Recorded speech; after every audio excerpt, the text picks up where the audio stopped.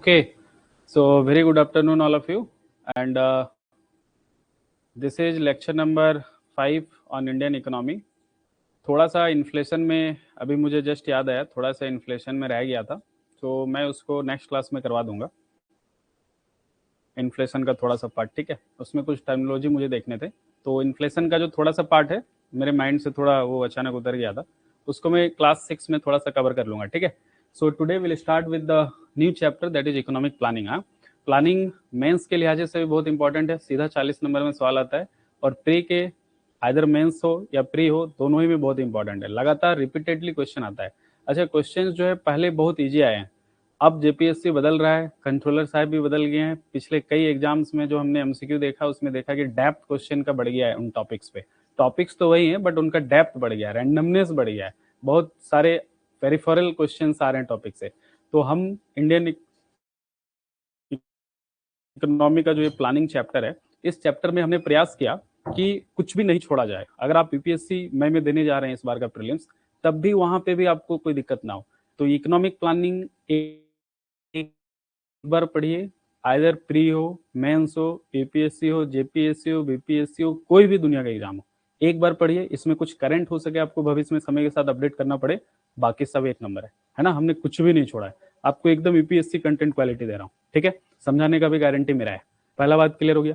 दूसरा बात, इस बार मैंने मेहनत किया थोड़ा पीपीटी में, हिंदी इंग्लिश दोनों में लिखते गया हूँ, ताकि हिंदी मीडियम इंग्लिश मीडियम दोनों को कोई दिक्कत ना हो। ये पीपीटी ये स्लाइड आपको क्लास में मिल जाएगा, क्लियर है। चलिए देखिए, सबसे पहले इस चैप्टर में, इससे पहले कि मैं यहाँ आऊँ और तोता की तरह पढ़ूँ, वो मेरा काम नहीं है, मुझे वो प्रैक्टिस भी नहीं है। मैं आपको समझा दूं कि इकोनॉमिक प्लानिंग है क्या। देखिए, नॉर्मली प्लानिंग का मतलब आप लोग क्या समझते हैं? प्लानिंग करना, जैसे आप लोग अभी जनवरी का महीना चल रहा है तो आप लोग पिकनिक वगैरह जा रहे होंगे, नहीं तो आप लोग क्या करते हैं? आपस में प्लानिंग करते हैं, यार चलो प्लान करते हैं कि कहाँ पे पिकनिक जाया जाएगा, स्पॉट कौन सा होगा। जगह चुनने के बाद आप डिसाइड करते हैं किस गाड़ी से जाया जाएगा, कितने लोग हैं, क्या बाइक से चला जाएगा या फोर व्हीलर बुक किया जाए, या ट्रेन से जाया जाए, बस से जाया जाए। फिर प्लानिंग करते हैं खाना क्या बनाया जाए, नहीं वेज खाने वाले कितने लोग हैं, नॉन वेज खाने वाले कितने लोग हैं। फिर खाने के अंदर मेनू में जाते हैं, कौन सा क्वांटिटी कितना खरीदना पड़ेगा, है कि नहीं। फिर खाना, तमाम पिकनिक जब आप एग्जीक्यूट करते हैं, चले जाते हैं, वहां भी बहुत सारा सीन होता है, अप्स एंड डाउन्स आते हैं, खाना हो सके बच गया घट गया, फिर उसके अकॉर्डिंग भी प्लान करते हैं। सो ये क्या है, पूरा एक सिस्टमेटिक तरीका है, एक सर्कुलर तरीका है, नहीं तो किसी भी चीज को मिनिमम रिसोर्स लगे और मैक्सिमम आउटपुट मिले, इनपुट मिनिमम हो, आउटपुट मैक्सिमम हो। क्यों ऐसा कह रहे हैं? क्योंकि आपको मालूम है, महात्मा गांधी का भी बहुत फेमस स्टेटमेंट है कि इस पृथ्वी के पास में दुनिया की आवश्यकता, जरूरत को पूरा करने के लिए सब कुछ है, लेकिन इंसान के लालच को नहीं। यानी हमारे पास जो प्राकृतिक संसाधन है, चाहे आप वो खनिज के रूप में देखें, चाहे आप वो लैंड के भौतिक फिजिकल के रूप में देखें, वाटर के रूप में, मतलब किसी फॉर्मेट में आप देखें, वाटर देख ले, लैंड देख ले, मिनरल्स देख लें, एनर्जी सोर्स के रूप में देख लें, है ना। तमाम चीजें जो है लिमिटेड है, अनलिमिटेड कुछ भी नहीं है। अब इसी लिमिटेड चीज के बीच में हमें क्या करना है, ऐसी प्लानिंग करनी है हम उसका सस्टेनेबल यूज कर सके। So this is why we need planning. जब गाड़ी डिरेल हो जाता है, पटरी से उतर जाता है, तब हमें प्लानिंग की जरूरत पड़ती है। भारत को प्लानिंग की क्यों जरूरत पड़ी? वैसे मैं आपको बता दूं, ये प्लानिंग का concept not exact word, but अगर मैं वैचारिक रूप से बात करूं, थॉट के आधार पे बात करूं, तो कार्ल मार्क्स का ये आइडिया था। कार्ल मार्क्स के बाद इसको जो प्रैक्टिकली जिस देश ने सबसे पहले अपने जमीन पे, धरती पे उतारा, वो था यूएसएसआर, 1920। जी आप बिल्कुल सही सुन रहे हैं, 1920 से 28 के बीच में यूएसएसआर में पहली बार पंचवर्षीय योजना, 5th ईयर प्लानिंग लाई गई थी। समझ पा रहे हैं, सोशलिस्ट कंट्री है। उसके बाद भारत को 1947 में क्यों जरूरत पड़ा? हालांकि भारत में इसकी जो नींव है 1934 में, एम विश्वेश्वरैया ने एक किताब थी, प्लान्ड इकोनॉमी ऑफ इंडिया करके कुछ ऐसे, अभी मैं दिखाऊंगा। उस बुक में सबसे पहले उन्होंने सैद्धांतिक रूप से इसके आइडिया दी थी। तो एम विश्वेश्वरैया नाम भी आपको याद रखना है, उनकी किताब की नाम भी याद रखनी है, जेपीएससी पूछ भी चुका है। उसके बाद 1934 से फिर वो कहानी चलता है 1938 में। आपको मालूम है, इंडियन नेशनल कांग्रेस का हरिपुरा अधिवेशन, उस हरिपुरा अधिवेशन में 1938 में इंडियन नेशनल कांग्रेस ने राष्ट्रीय प्लानिंग कमीशन, इसकी चर्चा की। इसके अध्यक्ष जवाहरलाल नेहरू थे उस समय भी। उसके बाद 1938 के बाद आप 1944 में चले जाइए, बॉम्बे प्लान आया। बॉम्बे प्लान क्या था भाई? तो मुंबई के 8 इंडस्ट्रियलिस्ट थे, जेडी बिरला टाटा सहित कई लोग थे उसमें, नामी गिरामी लोग, अभी हम लोग देखेंगे क्योंकि वो भी सवाल में आता है। उन लोग ने भी कुछ कॉन्सेप्ट दिया। उसके बाद कई लोगों ने और भी कॉन्सेप्ट दिए, गांधीवादी फिलोसफी श्रीमन नारायण ने दिया शायद 1944 के आसपास में ही। उसके बाद 1950 में सर्वोदय योजना आया, जयप्रकाश नारायण का, जेपी का, लोक नायक जिसको कहा जाता है। फिर जाके 1950 में ही भारत में पहली बार प्लानिंग कमीशन बना, और इस प्लानिंग कमीशन और इंडियन इकोनॉमी को कैसे ठीक किया जाए, इसके बीच का एक सेतु के लिए एक और कमीशन का निर्माण किया गया 1952 में, ठीक 2 साल बाद। उसका नाम था राष्ट्रीय विकास परिषद, नेशनल डेवलपमेंट कमीशन। ये भी सवाल में आता है, बहुत इंपॉर्टेंट है, समझ पा रहे हैं। तो इन दोनों ने मिलकर पंचवर्षीय जो योजना है उसका आधार रखा और 5-5 वर्ष का योजना चला। बीच में कई बार रेस्ट भी हुआ, 1966 से 1969 3 साल का रेस्ट। फिर उसके बाद रोलिंग प्लान आया, जनता दल की सरकार जब आई तो 1978 से 80 2 साल। फिर उसके बाद 91-92 के समय में फिर एक बार रेस्ट ईयर आया। उसके बाद फिर 5-5 साल बीच में चलता रहा। लास्ट 12वीं 5 वर्षीय योजना 2012 से 17 के लिए थी, लेकिन उसको 2014 में खत्म कर दिया गया और 1 जनवरी 2015 को प्लानिंग कमीशन के जगह पे नीति आयोग लाया गया। नहीं, तो अब सवाल ये आता है कि भारत को क्यों जरूरत पड़ी। हमने तो आपको हिस्ट्री लगभग बता दिया, अभी मैं यही चर्चा करूंगा, पीपीटी में कुछ फैक्ट दिखाऊंगा आपको जो एग्जाम के लिए इंपॉर्टेंट है।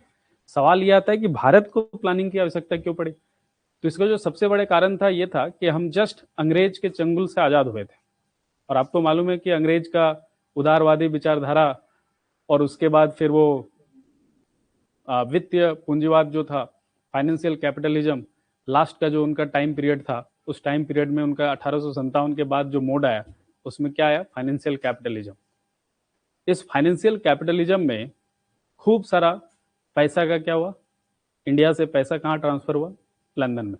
ऐसा कहा जाता है कि जो लंदन शहर है वो पूरा का पूरा लगभग ऑलमोस्ट भारतीय पैसों से बना है।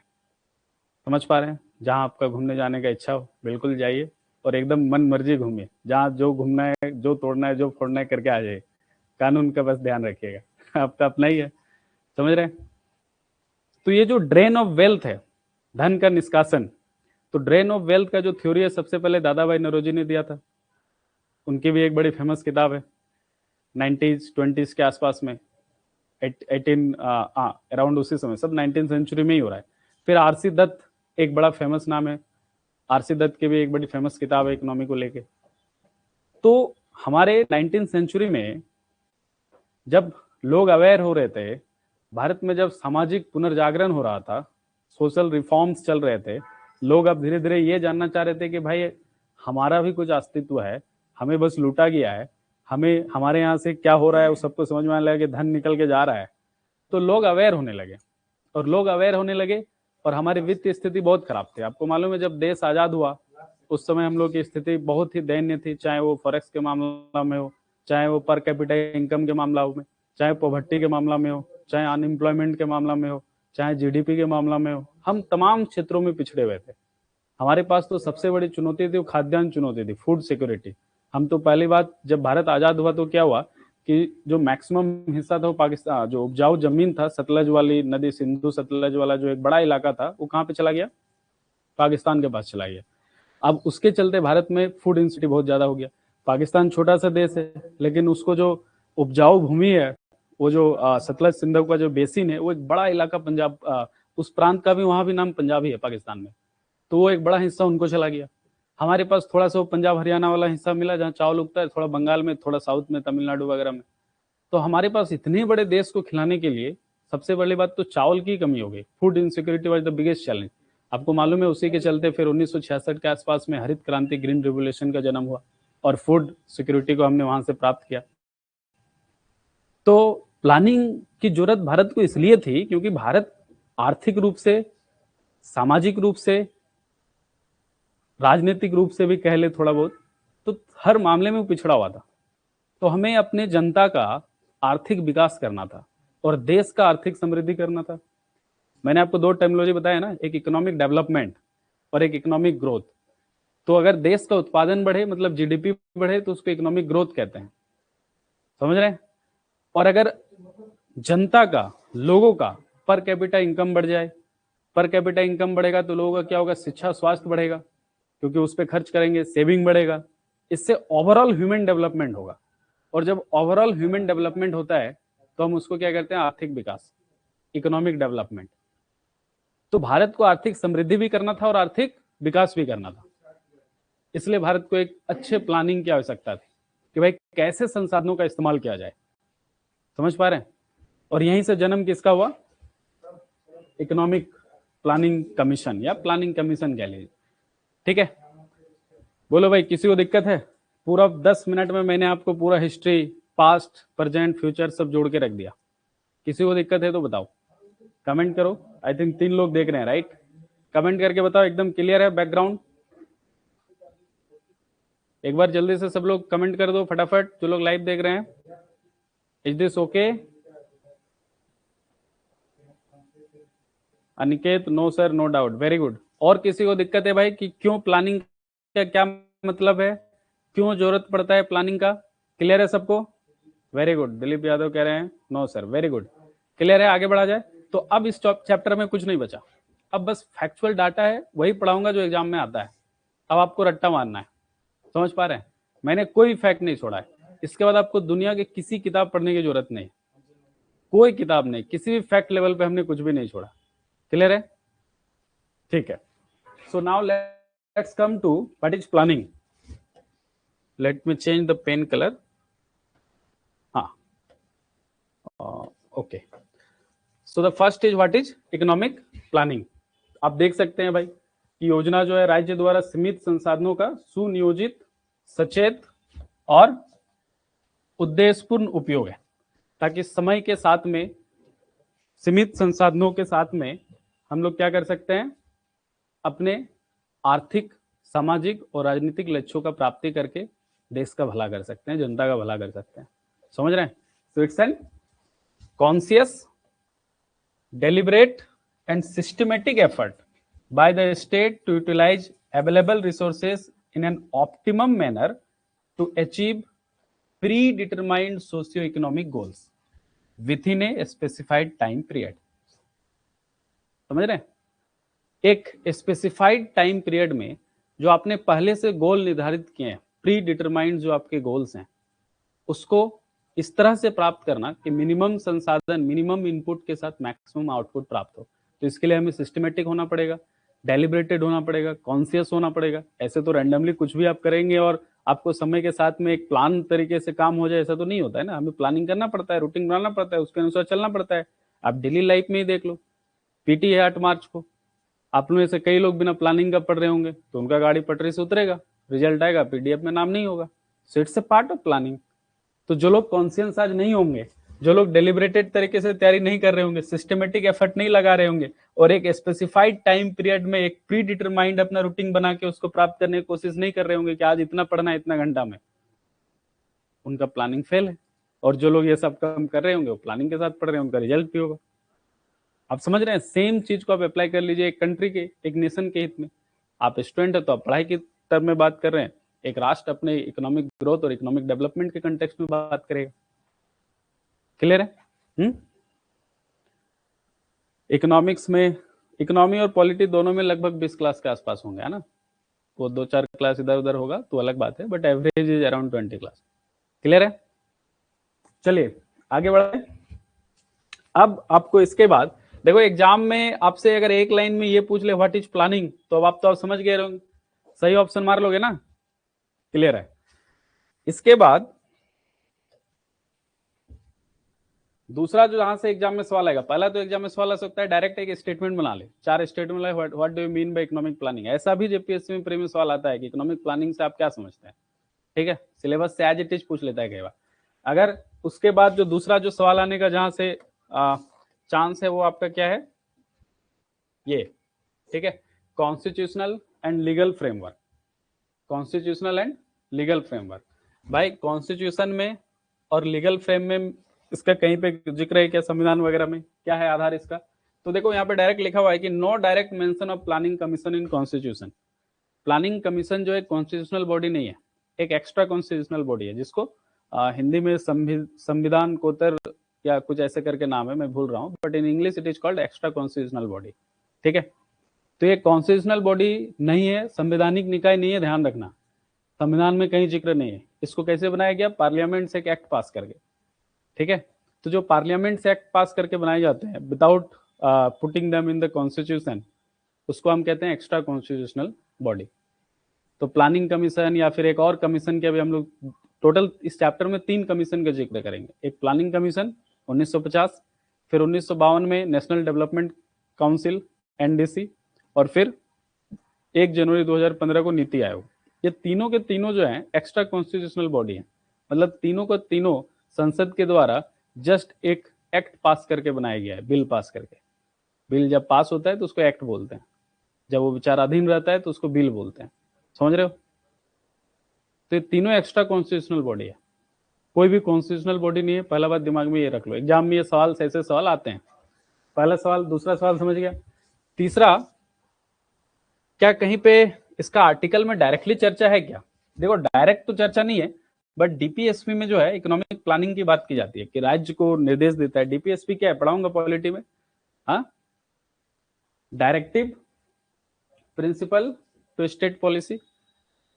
राज्य के लिए ये नीति निर्देश गाइडलाइन का काम करते हैं कि राज्य ऐसा करने का प्रयास करेगा। आप इसको कोर्ट में जो है इन्फोर्स नहीं करवा सकते हैं। Article 37, right? आर्टिकल 37 जेपीएससी पूछ चुका है, और आर्टिकल 37 क्या बोलता है कि डीपीएसपी को आप कोर्ट में परिवर्तन नहीं करवा सकते हैं। मतलब आप जबरदस्ती कोर्ट में जाके ये नहीं कह सकते हैं कि भाई डीपीएसपी में ये लिखा है वो मुझे दो, है ना? उसके लिए सरकारें प्रयास करेंगी। समझ रहे हैं? उस पर आऊंगा तो और चर्चा करूंगा, ठीक है? तो आर्टिकल 39, 38, 41, 42, 43 ये ऐसे आर्टिकल है जो सोशियो इकोनॉमिक फेयरनेस से रिलेटेड है। किससे है ये? Socio economic development. तो सोशियो इकोनॉमिक डेवलपमेंट कैसे होगा भाई? प्लानिंग करके होगा। तो इस तरह से इनडायरेक्टली इन आर्टिकल्स में प्लानिंग का वो आता है। तो कभी अगर ऐसा स्टेटमेंट दे कि क्या डीपीएसपी या फंडामेंटल राइट के भी कुछ ऐसे आर्टिकल है जैसे आर्टिकल 14, 15, 16, तो अगर आपसे कह दे कि क्या इनमें प्लानिंग की वो आती है, या कुछ ऐसे घुमा के इनडायरेक्ट पूछ ले कि इनडायरेक्ट वे में क्या ये उसको इंडिकेट करते हैं, तो आपका आंसर होना चाहिए बिल्कुल हाँ। ना मत बोल देना जिंदगी में। समझ रहे हो? फिर वहाँ किसी भी चीज में, सिविल सर्विस या कोई भी एग्जाम में स्ट्रिक्ट नहीं हुआ जाता है, लिबरल रहा जाता है, ठीक है? जब तक कोई चीज बहुत एक्सक्लूसिवली मेंशन ना हो। उसके बाद जो सबसे इंपॉर्टेंट जो एग्जाम में पूछ भी चुका है वो है ये। आपको मालूम है कि संविधान के 7वें भाग में सेंटर स्टेट रिलेशन का सूची का जिक्र है। सेंटर और स्टेट के बीच में, संघ और राज्य के बीच में जो प्रशासनिक शक्ति का जो विवरण है वो आर्टिकल 245 से लेके 256 तक में, 55 तक में, सॉरी।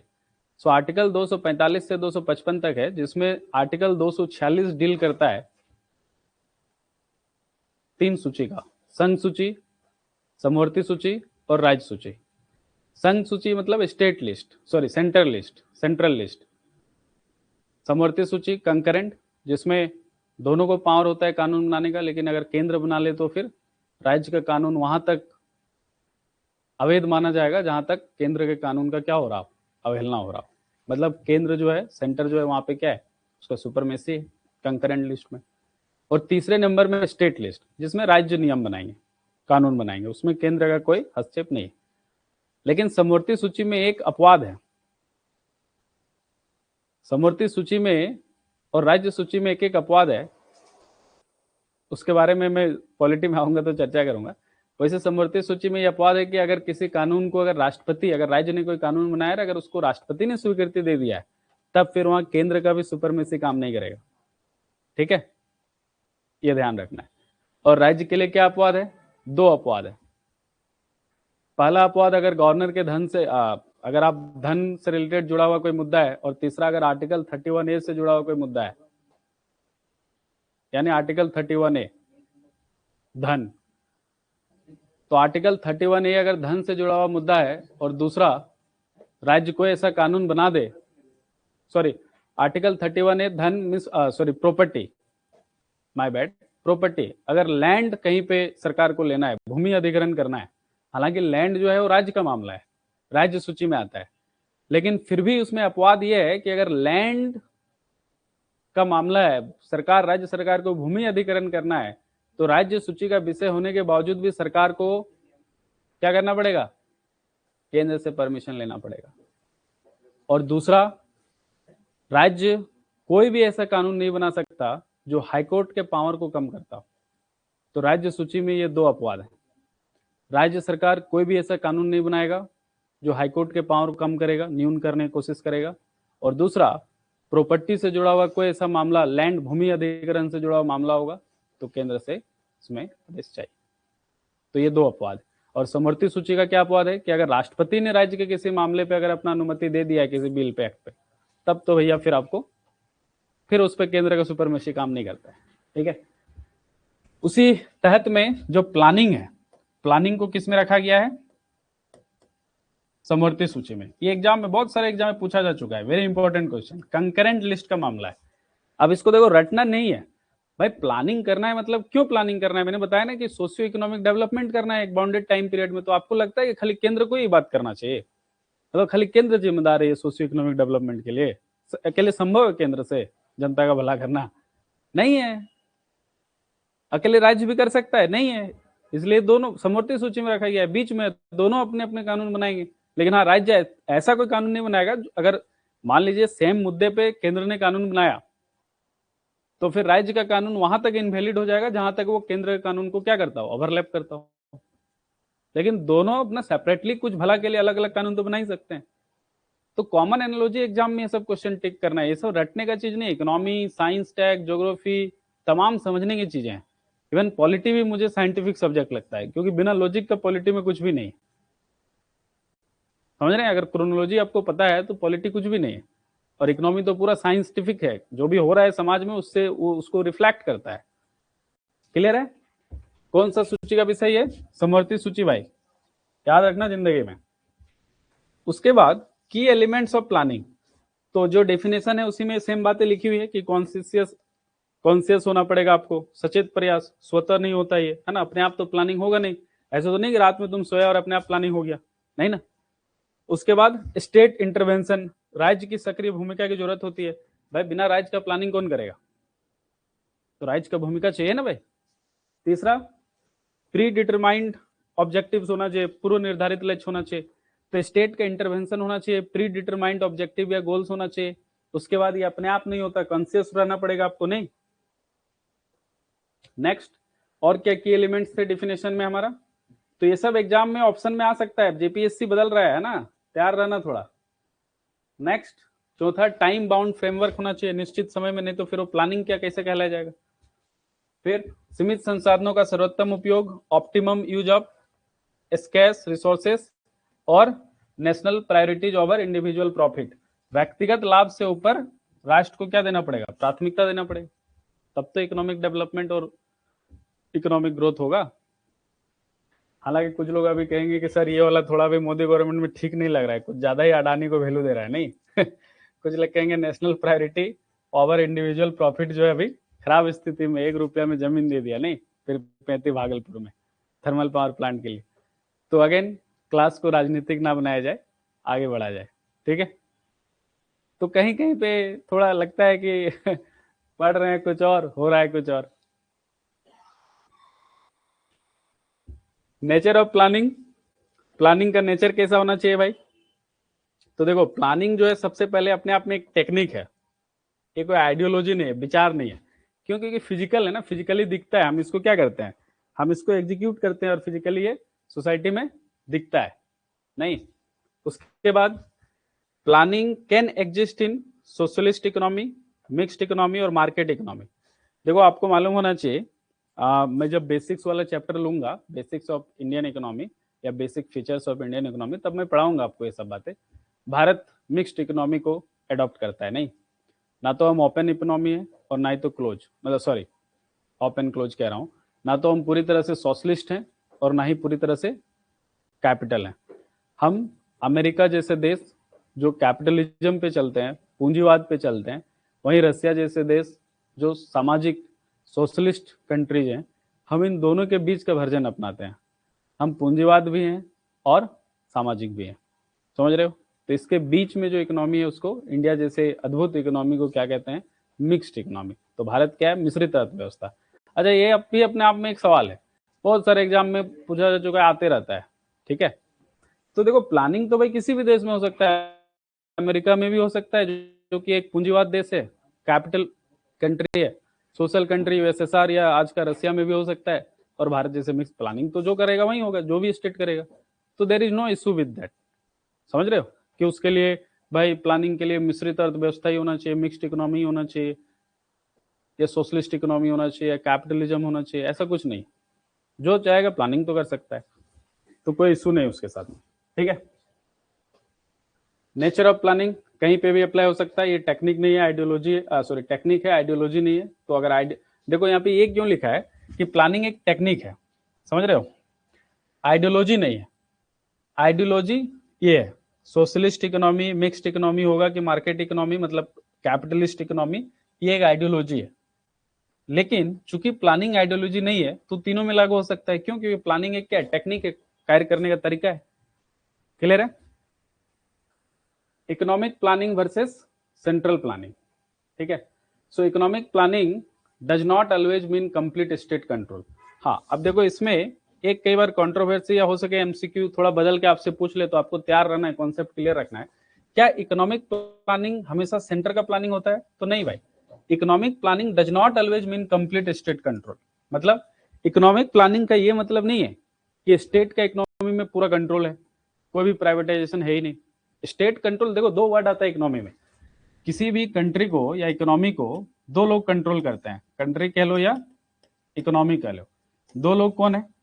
एक है आपका स्टेट, स्टेट मतलब वो कंट्री, गवर्नमेंट। स्टेट वर्ड का मतलब यहाँ होता है गवर्नमेंट, स्टेट मतलब राज्य मत समझना, कुछ लोग इसको राज्य समझ रहा होगा, अरे राज्य नहीं, हम लोग पॉलिटी और आर्ट्स के भाषा में स्टेट कहते हैं। स्टेट का मतलब वो पूरे कंट्री को मीन कर रहा है, गवर्नमेंट को मीन कर रहा है बेसिकली, ठेठ भाषा में समझ लो। और दूसरा कौन है? Private sector. प्राइवेट सेक्टर को हम लोग इकोनॉमी की भाषा में मार्केट बोलते हैं। अच्छा, इसी को हम लोग कैपिटलिज्म भी बोलते हैं, क्योंकि जहाँ मार्केट होगा वहाँ पे प्राइवेटाइजेशन होगा, वहाँ कैपिटलिज्म होगा, और जहाँ पे गवर्नमेंट होगा वहाँ पे क्या होगा? सोशलिस्ट चीजें होंगी। जहाँ गवर्नमेंट का 100% कंट्रोल होगा वो क्या होगा? सोशलिस्ट कंट्री होगा। और जहाँ पे 100% किसका कंट्रोल होगा? मार्केट का कंट्रोल होगा, उसको कैपिटलिस्ट बोलते हैं। जैसे अमेरिका है ना, बाजार से पूरी तरह चलता है। यूएसएसआर, आज का रसिया है, पूरी तरह से कंट्रोल किसका था? देश का था। हर चीज कंट्री, स्टेट डिसाइड करता था। तेल कैसे रुपये किलो होगा, ये भी कंपनी को स्टेट बताता था कि 20 रुपया ही बेचना है, 21 रुपया में तुम नहीं बेच सकते, तो कंपनी को बेचना पड़ता था। अमेरिका में क्या है भाई, कंपनी का, कंपनी अगर 500 में बेचेगी बेचो, बस सरकार को प्रॉफिट चाहिए, टैक्स चाहिए, प्रॉफिट हो रहा है, कोई मतलब नहीं, तो मार्केट चला रहा है। रसिया को सरकार पूरी तरह चला रहा है। तो स्टेट का मतलब गवर्नमेंट, गवर्नमेंट का पूरी तरह से हर चीज में कंट्रोल है, प्रोडक्शन से लेकर हर चीज में, तो सोशलिस्ट कंट्री हो गया जैसे रसिया। प्राइवेट, मार्केट, मार्केट कंट्रोल है तो फिर कैपिटलिज्म की तरह चला गया।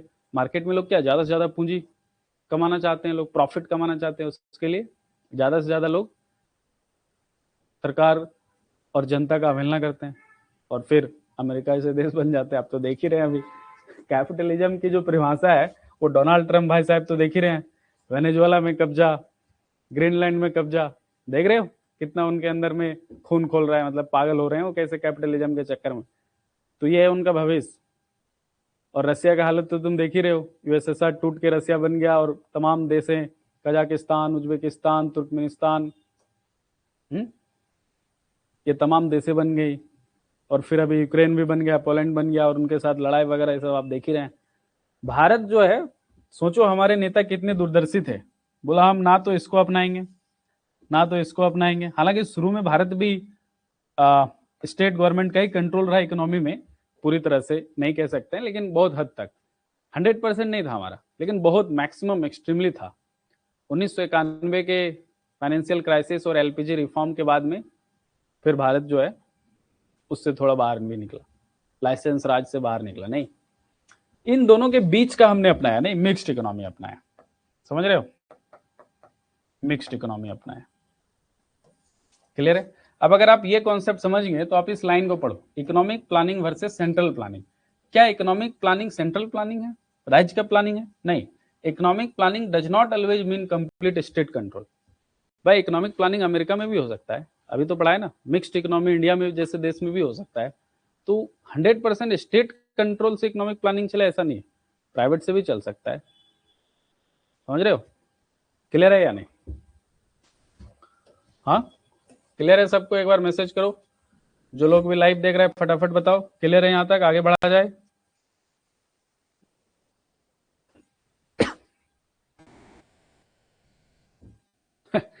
अमेरिका डाकू देश है।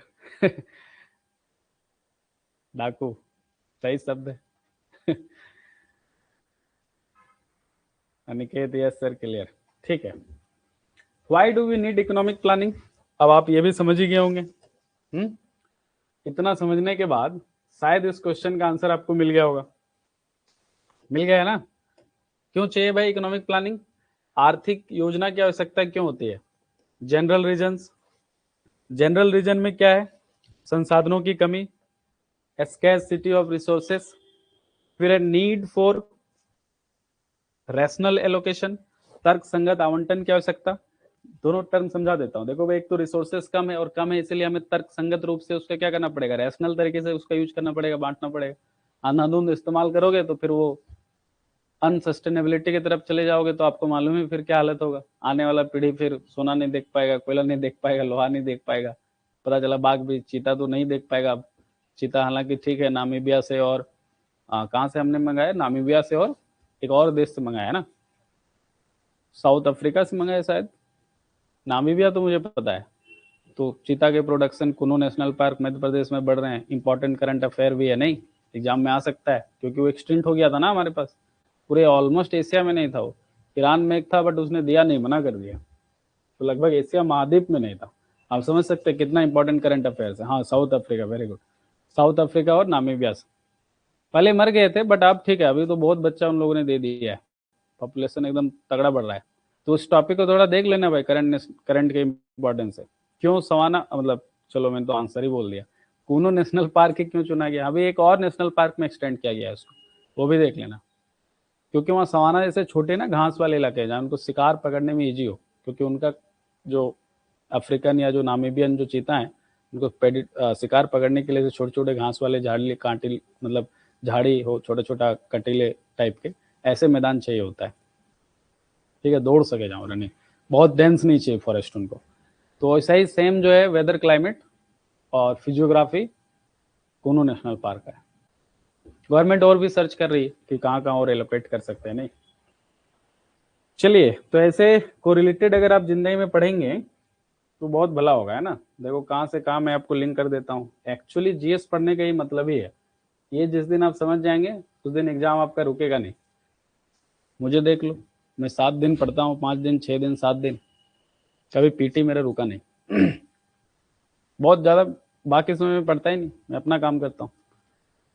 तो द पॉइंट इज कि जब भी एक बार पढ़े या कोई भी टॉपिक पढ़े, जैसे आज प्लानिंग आप मान लीजिए बहुत लोग पहली बार पढ़ रहे हैं या अच्छे से दोबारा पढ़ना चाह रहे हैं, तो एक बार ही इस पर मेहनत करो खूब अच्छे से। मैं जो आपको कंटेंट दे रहा हूँ उसको अच्छे से समझो, एक एक लाइन कॉन्सेप्ट क्लियर करो। जिंदगी में बार बार पढ़ने की जरूरत नहीं पड़ना चाहिए। कोई भी एग्जाम हो, इस नोट्स को उठाओ, एक बार प्लाट लिया इस इकोनॉमी को, तो हर एग्जाम में वो काम आना चाहिए। एस्थेटिक तो बदलता नहीं है ना, कॉन्सेप्ट बदलता नहीं। इकोनॉमिक रीजंस क्या होनी चाहिए भाई, क्यों चाहिए प्लानिंग? तो failure of market mechanism, monopoly ना हो, इनइक्वालिटी ना हो समाज में, साइक्लिकल फ्लक्चुएशंस ना हो, फिर टू एक्सिलरेट इकोनॉमिक ग्रोथ बढ़ाने के लिए, कैपिटल फॉर्मेशन के लिए, पुअर कंट्रीज लेक सेविंग्स। भाई गरीब देशों में जनता के पास खाने का पैसा नहीं है तो बचत क्या करेगा, सेविंग क्या करेगा, बैंक में रखेगा क्या? तो इसलिए देश का इकोनॉमिक ग्रोथ भी रुक जाता है, क्योंकि जब जनता बैंक में पैसा सेव नहीं करेगी तो सरकार को मिलेगा कहाँ से, तो ज़्यादा योजना में खर्च कैसे कर पाएगी? तो जनता का सेविंग करना भी बहुत इंपॉर्टेंट होता है, क्योंकि सरकार को रेवेन्यू मिलता है। फिर हालांकि बाद में आपको इंटरेस्ट रेट घुमा देती है, लेकिन सरकार काम करती है। पहले भाई पूंजी लगाना पड़ेगा ना देश को किसी चीज में, तब तो लाभ कमाएगा, तब तो विकास करेगा। सोशल रीजन्स क्या हो सकते हैं? सोशल रीजन्स में removal of poverty, reduction of inequality, social justice. तो ये सब तो आप समझ ही रहे होंगे भाई। देश में प्लानिंग का क्या मतलब होगा, ये सब है ना, अनएम्प्लॉयमेंट घटाना हो, पॉवर्टी घटाना हो, इनइक्वालिटी, समाज में जो कुछ धनी लोगों के पास सबसे ज़्यादा पैसा है और एक मैक्सिमम वर्ग के पास बिल्कुल भी थोड़ा सा पैसा है, तो ये क्या है, इकोनॉमिक डिवाइड है। इसको क्या कहते हैं हम लोग, आर्थिक विभाजन, कि एक बड़ा वर्ग है जिसके पास, छोटा वर्ग, छोटा सा लोगों का समूह जिनके पास सबसे ज़्यादा पैसा है, और फिर इधर बड़े लोग से, मतलब ऐसा समझ लो जैसे उस सिंधु सभ्यता का विशेषता है ना, दुर्ग और निचला और ऊपरी हिस्सा, तो कुछ ऐसा ही यहाँ कहानी है नहीं इकोनॉमी में। दिस कॉन्सेप्ट इज, इस पे भी खूब डिबेट होता है ना, इसको इकोनॉमिक डिवाइड कहते हैं। मतलब ये एक छोटे से लोग हैं और इनके पास देश का मान लो 57% धन है, और बाकी रेस्ट लोगों के पास 13% धन है, ऐसा मान लो, है ना। इसमें हम और तुम आते हैं, और इसमें हमारे बड़े बड़े लोग आते हैं, आप नाम तो नहीं बोलूंगा, आप समझ रहे होंगे। तो ये क्या है, this is called economic divide. ये क्या कर दिया, ये जो लाइन है, ये एक लाइन खींच दिया नहीं, कि उधर वाले अति आर्थिक रूप से संपन्न लोग हैं और इधर वाले गरीब लोग हैं, उनके कंपैरिजन में नहीं। सो this is called economic divide. इसी को आप सोशल इनइक्वालिटी कहते हैं, या फिर आप इसी को इकोनॉमिक इनजस्टिस कहते हैं, आर्थिक अन्याय, जो नाम देना है कह लीजिए, हाँ या ना, क्लियर है। तो भाई सोशल जस्टिस सुनिश्चित करना है हमें, इससे बाहर निकलना है, इस इकोनॉमिक डिवाइड से। रिडक्शन ऑफ इनइक्वालिटी, समझ रहे हो, इनइक्वालिटी खत्म करना है, पॉवर्टी खत्म करना है, रोजगार बढ़ाना है, सब कुछ करना है नहीं, समझ रहे हो कि नहीं। तो ये सब एग्जाम में अगर ऑप्शन आ गया तो आपसे गलत नहीं होना चाहिए ना, आप लॉजिक से आप समझ लोगे कि ये बात हो सकता है या नहीं। प्लानिंग का ये सब रटना नहीं है, बस एक बार देखते रहना है, ये सब रटने की कोशिश मत करना है। ये जो मैं कॉन्सेप्चुअल चीज आपको पढ़ा रहा हूँ, ये सब रटना नहीं है, बस ना जब भी रिवीजन करोगे तो एक एक दो दो बार मन से इसको खाली पढ़ते रहना है, रटने की कोशिश नहीं करना है। फैक्ट जो बताऊंगा वो रटने की कोशिश करना है। जैसे कॉन्स्टिट्यूशनल बॉडी नहीं है, समवर्ती सूची में आता है, अभी तक 2 फैक्ट बताया, तो वो रटने का चीज है, वो याद होना चाहिए। उसमें भी हालांकि मैंने लॉजिक बताया, बहुत रटने की जरूरत नहीं है। अभी नीचे कुछ फैक्ट, डेट बताऊंगा, कुछ नाम बताऊंगा, उनको याद रखना है। बाकी ये सब अगर तुम 2-3 बार देखते रहोगे और अगर प्लानिंग का मतलब समझ गए, तो किसी भी लेवल का क्वेश्चन है, ऑप्शन बना के एमएसक्यू क्वेश्चन पूछ सकता है, 4 कारण दे देगा, इन कारणों में से उठा के, ऑब्जेक्टिव्स उठा के, और लास्ट में दे देगा ऑल ऑफ दीज, तो ऑल ऑफ दीज भी सही होगा, तैयार रहना, ठीक है। स्ट्रक्चरल रीजन्स में भाई एग्रीकल्चर से इंडस्ट्री, इंडस्ट्री से सर्विस सेक्टर में हमको स्विच करना है। बैलेंस्ड रीजनल डेवलपमेंट चाहिए हमको। बैलेंस रीजनल डेवलपमेंट मतलब क्षेत्रीय विकास चाहिए। भारत का स्थिति क्या बना हुआ है, इकोनॉमी में एक वर्ड आता है बीमारू, बीमारू स्टेट वर्सेस साउथ स्टेट। ये भी एक डिबेट का विषय है, अक्सर डिबेट में चलता है। क्या चलता है, बीमारू स्टेट वर्सेस साउथ स्टेट। ये क्या है, रीजनल डिस्पैरिटी कहते हैं इसको, क्षेत्रीय अस्मिता,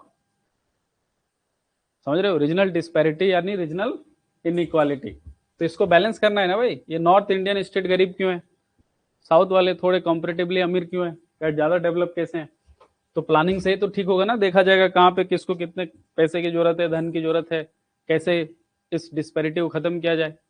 तो ये भी इकोनॉमी में एक बड़ा डिबेट का इशू रहता है। इंफ्रास्ट्रक्चर लेवल पे डेवलपमेंट देखना है हमें। और प्लानिंग क्यों चाहिए भाई, हर सेक्टर को हमने इंक्लूड कर लिया है ना। और क्यों चाहिए, इंडिया स्पेसिफिक रीजन देख लीजिए, वो तो जनरल रीजन हो गए, अब उसी में से कुछ ज्यादा भारत के लिए इंपॉर्टेंट है। तो भाई कॉलोनियल लेगेसी, औपनिवेशिक विरासत, जो कॉलोनियल लेगेसी था, हमने अभी बताया अंग्रेज वाला कहानी आपको, सब कबाड़ के रख के चले गए थे उन लोगों ने, नहीं एकदम गरीबी में हमें धकेल के, आर्थिक समृद्धि एकदम पुअर, अनएम्प्लॉयमेंट चरम सीमा पे, नहीं गरीबी चरम सीमा पे, खाद्य सुरक्षा चरम सीमा पे, समझ रहे हो। तो भारत के लिए जो सबसे इंपॉर्टेंट था वो कॉलोनियल लेगेसी, औपनिवेशिक विरासत। और औपनिवेशिक विरासत में हमें क्या क्या मिला, गरीबी मिला विरासत में, डी इंडस्ट्रियलाइजेशन मिला, डी औद्योगिकरण, कोई औद्योगिकरण नहीं करके गए वो लोग हमारे लिए, सब यहाँ से कच्चा माल और पैसा निकाल के लेके गए, और लंदन में जाके उन लोगों ने वहाँ पे इंडस्ट्रियलाइजेशन किया, नहीं भाप इंजन से लेके ये जो दुनिया आज अब क्लाइमेट चेंज, ग्लोबल वार्मिंग, तमाम तामझाम इंडस्ट्रियलाइजेशन उन लोगों ने वहाँ किया, जुड़ा हुआ है नहीं। हमको क्या करके छोड़ दिया, बैकवर्ड इकोनॉमी बना के छोड़ दिया, हमको क्या करके छोड़ दिया, बैकवर्ड इकोनॉमी बना के। तो पहला जो कारण है कॉलोनियल लेगेसी औपनिवेशिक विरासत, इस औपनिवेशिक विरासत में गरीबी मिला, डे इंडस्ट्रियलाइजेशन मिला, बैकवर्डनेस मिला, और इसलिए भारत को जरूरत पड़ा किसका, प्लानिंग का। उसके बाद mass unemployment and disguise unemployment. Disguise unemployment मतलब परछन बेरोजगारी। परछन बेरोजगारी किसको कहते हैं, मान लो किसी काम के लिए 2 आदमी की जरूरत है लेकिन वहां 4 आदमी लगाओ, तो जो एक्स्ट्रा 2 आदमी है उन लोग का जो मार्जिनल प्रोडक्टिविटी है, सीमांत उत्पादकता, वो 0 है। मतलब अगर वो लोग नहीं भी रहते तब भी काम हो जाता, तो उनको कहते हैं परछन बेरोजगार। हाँ, डिसगाइज्ड अनएम्प्लॉयमेंट। तो इसकी भी एक बड़ी समस्या है भारत में, नहीं, जब वो गए तो मास लेवल पे, मास मतलब बहुत ज्यादा व्यापक लेवल पे अनएम्प्लॉयमेंट, व्यापक वो परछन बेरोजगारी। उसके बाद नीड फॉर सेल्फ रिलायंस, आत्मनिर्भरता की ओर। आपको मालूम है मोदी गवर्नमेंट 2014 के बाद आत्मनिर्भर बनने के लिए हम लोग क्या क्या कर रहे हैं, आत्मनिर्भर भारत योजना चल रहा है, make in India, stand up India, startup India, हाँ, आईबीसी 2016 में, इंसॉल्वेंसी एंड बैंक के जो लोन, जो एनपीए होते हैं, नॉन प्रॉफिट एसेट, उसको रिकवरी करने से रिलेटेड था वो। हाँ, इंसॉल्वेंसी एंड बैंक करप्सी कोड 2016। उसके बाद जीएसटी रिफॉर्म्स 2017।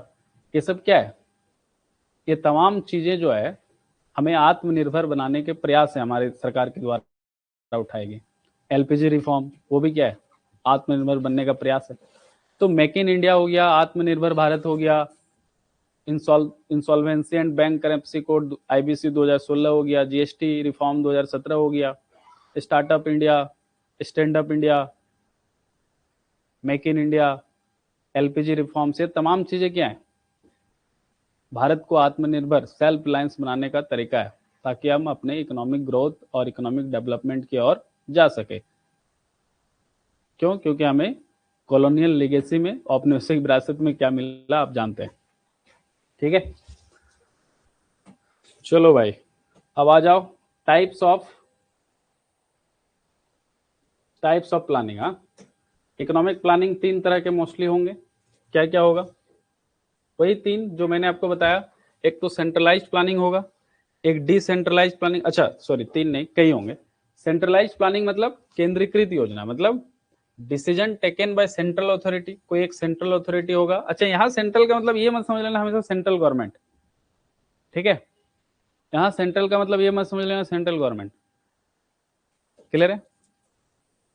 यहाँ सेंट्रल का मतलब है कोई एक सेंट्रल अथॉरिटी हो जो चला रहा हो उसको। For example Soviet union, early India 1950 से 1991, हम क्या थे, सेंट्रलाइज थे। डिसेंट्रलाइज कब हुए, 1991 के बाद, जब एलपीजी रिफॉर्म्स आया, नहीं, तब तो इंडिया डिसेंट्रलाइज होना शुरू हुआ। उससे पहले तो भाई मेजोरिटी हमारा भी वही था हालत, लाइसेंस राज। नहीं, सोवियत यूनियन जो था, यूएसएसआर, सबसे पहले कहाँ पे, किस देश में शुरू हुआ था भाई इकोनॉमिक प्लानिंग, कभी एग्जाम में आ जाए तो वही है यूएसएसआर, हाँ, सोवियत संघ, ठीक है, आज का रसिया। तो इन सब में सेंट्रलाइज प्लानिंग चलता है, मतलब पूरी तरह से कंट्रोल गवर्नमेंट के पास रहता है, स्टेट के पास। तो example, for example Soviet union और अर्ली इंडिया 1991 तक। मेरिट क्या है इसका, देखो स्ट्रॉन्ग कंट्रोल रहता है। डीमेरिट क्या है, रिजिड और ब्यूरोक्रेटिक, नौकरशाही प्रॉब्लम। रिजिड का मतलब लाइसेंस राज, किसी को थोड़ा सा भी काम करना है तो फिर उसके लिए लाइसेंस लेना पड़ेगा, सरकार का आदेश लेना पड़ेगा। इससे क्या होता है कि जो निवेश है, जो उद्योग जगत है, वो बहुत हतोत्साहित होता है, तो फिर इकोनॉमिक ग्रोथ और प्रोडक्शन प्रभावित होता है। ब्यूरोक्रेटिक प्रॉब्लम क्या था, अब लाइसेंस राज था 1991 से पहले, फॉर एग्जांपल भारत में सेंट्रलाइज सिस्टम था, सब कुछ गवर्नमेंट के हाथ में था। तो कुछ भी थोड़ा सा भी काम करने के लिए आपको सरकारी दफ्तर जाना है, और सरकार के बिना काम नहीं चलेगा, तो सरकारी खुद को क्या समझते थे, बाबू समझते थे, और वहीं से तो रेड टैपिज्म शुरू हुआ है, लाल फीताशाही जिसको आप कहते हैं। तो भारत में प्लानिंग, इवन अभी हम लोग सबसे लास्ट में एक टॉपिक देखेंगे कि भारत में प्लानिंग कमीशन कितना रिलेवेंट रहा। उसमें फेल्योर का एक सबसे बड़ा कारण है रेड टैपिज्म, लाल फीताशाही, 1991 तक एटलीस्ट।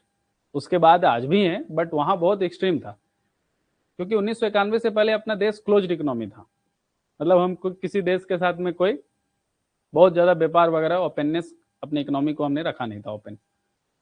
तो अब लाइसेंस राज था, सेंट्रलाइज था, तो फिर आप समझ सकते हैं कि कितना भयानक सिस्टम था।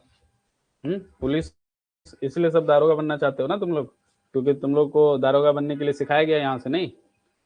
दारोगा बनोगे तो क्या होगा, एकदम सरकारी राज रहेगा सब तुम्हारा। लेकिन ये सब मिसकंसेप्शन है, दुनिया बदल रहा है, मार खा जाओगे पब्लिक का। सो थोड़ा सोच बदलो, अपने क्षमता के अनुसार काम करो, है ना। कॉलोनियल माइंडसेट से हमें निकलना पड़ेगा। दूसरे तरह का इकोनॉमिक प्लानिंग क्या है, डिसेंट्रलाइज्ड प्लानिंग। डिसेंट्रलाइज में क्या होगा भाई, planning at local and regional level, Panchayati Raj, Gandhian philosophy, समाजवाद नहीं, बॉटम टू टॉप अप्रोच, जो गांधी का अप्रोच था, आर्टिकल 40। हाँ, गांधीवादी जो विचारधारा है, या जो ये पंचायती राज, या जिसको आप लोकल एडमिनिस्ट्रेशन, स्थानीय स्वशासन कहते हैं, नहीं, देखो सबसे पहले स्थानीय स्वशासन जो है ना, चोल काल में उसका एक अभिलेख, सॉरी चोल काल कह रहा हूं, एक अभिलेख था उत्तर मेरूर। उत्तर मेरूर में सबसे पहले भारत में चर्चा मिलता है किसका, स्वशासन का।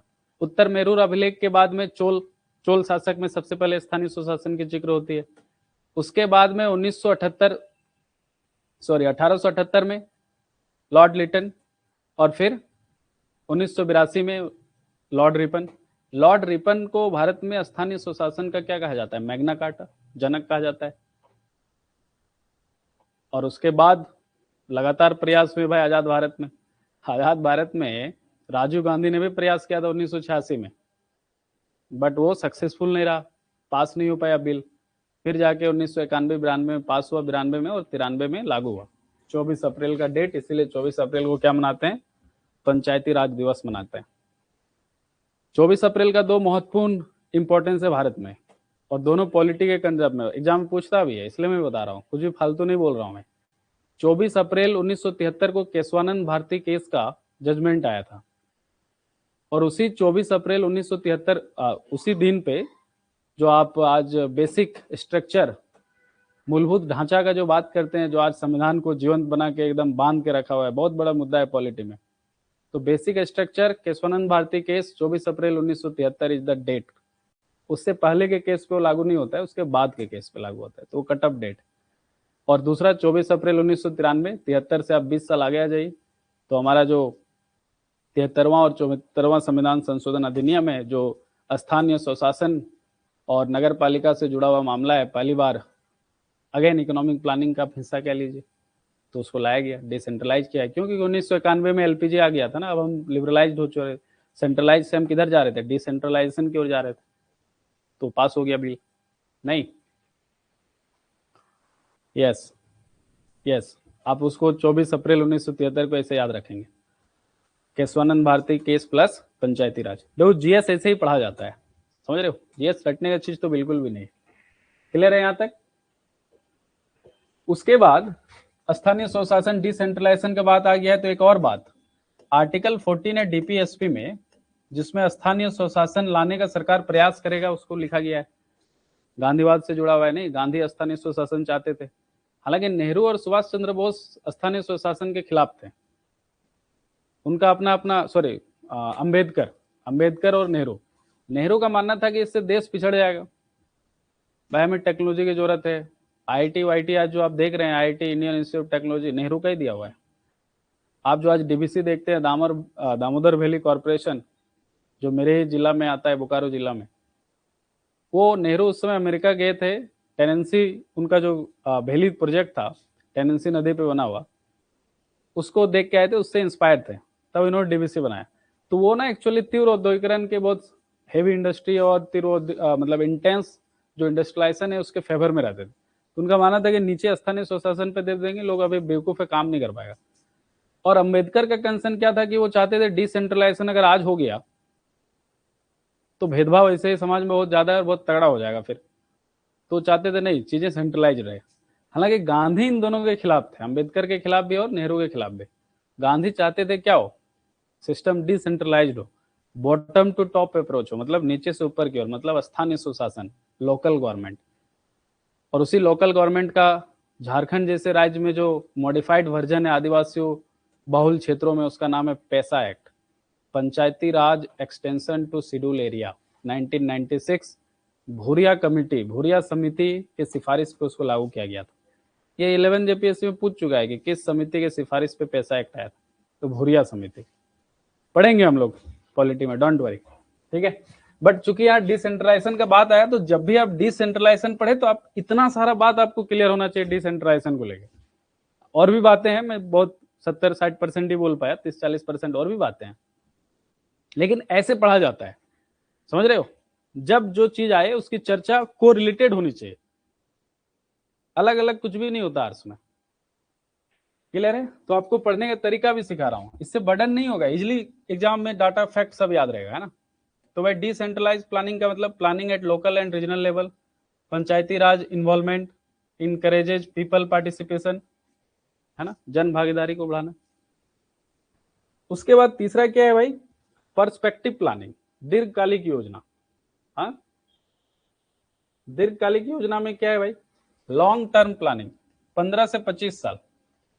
आपको मालूम है भारत एक ऐसा देश है जिसने कितना साल का प्लानिंग अपनाया, 5 ईयर प्लानिंग। नहीं, आपका पड़ोसी पाकिस्तान है, नहीं हमारा भी पड़ोसी है।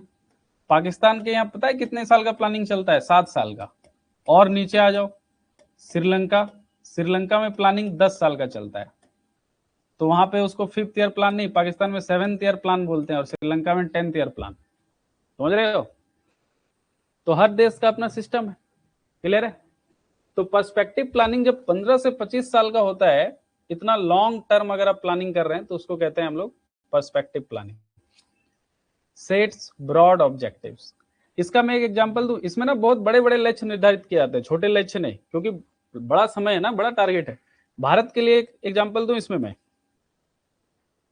जनसंख्या नियंत्रण। पहले जनसंख्या नियंत्रण का हमारा टारगेट था 2045। अब हमको लगने लगा कि नहीं भाई थोड़ा बढ़ा दो, 2070 कर दो, सॉरी 90s में था, फिर बढ़ के अभी और आगे चला गया है, ठीक है। आर्टिकल 40 ऑर्गेनाइजेशन ऑफ पंचायत, बिल्कुल। एग्जाम्पल, इंडियाज विजन डॉक्यूमेंट, हाँ, या फिर आप अभी जो नीति आयोग का विजन डॉक्यूमेंट है उसकी बात कर सकते हैं। 15 साल का विजन है, नहीं, नीति आयोग का 3 डॉक्यूमेंट होता है, एक विजन डॉक्यूमेंट, एक एक्शन प्लान, और एक और नाम है मैं भूल रहा हूँ। तो उसमें से विजन डॉक्यूमेंट 15 साल का है, उसमें 15 साल का क्या क्या नीति आयोग का विजन है वो लिखा हुआ है, ठीक है। नेक्स्ट, पर्सपेक्टिव प्लानिंग के बाद मीडियम टर्म प्लानिंग, जिसको 5 ईयर प्लानिंग कहते हैं। यहां से आपके एग्जाम में सवाल आएंगे कि भाई 5 ईयर प्लानिंग कैसा प्लानिंग है, तो मीडियम टर्म प्लानिंग है, मध्यम अवधि योजना। कुछ लोग सोचेंगे 5 साल तो है, लॉन्ग टर्म होगा, नहीं, it's medium term. Long term मतलब 15 से 25 साल वाले। याद रखना, planning for 5 years most popular in developing country. Developing मतलब विकासशील देश, जैसे Bharat. India followed it from 1951 से 2017। टोटल कितने पंचवर्ष योजना हुए, 12, प्लस कुछ रेस्ट हुए, और रेस्ट ईयर हुए, और एक रोलिंग ईयर हुआ। ये 3 चीज हुए, नहीं, 1951 से 2017 तक। देखेंगे अभी एक एक करके। तो विकासशील देशों में इसको फॉलो किया जाता है जनरली। उसके बाद एनुअल प्लानिंग भी होता है, long term planning, medium planning, उसके बाद एनुअल प्लानिंग, जिसमें प्रत्येक साल हो।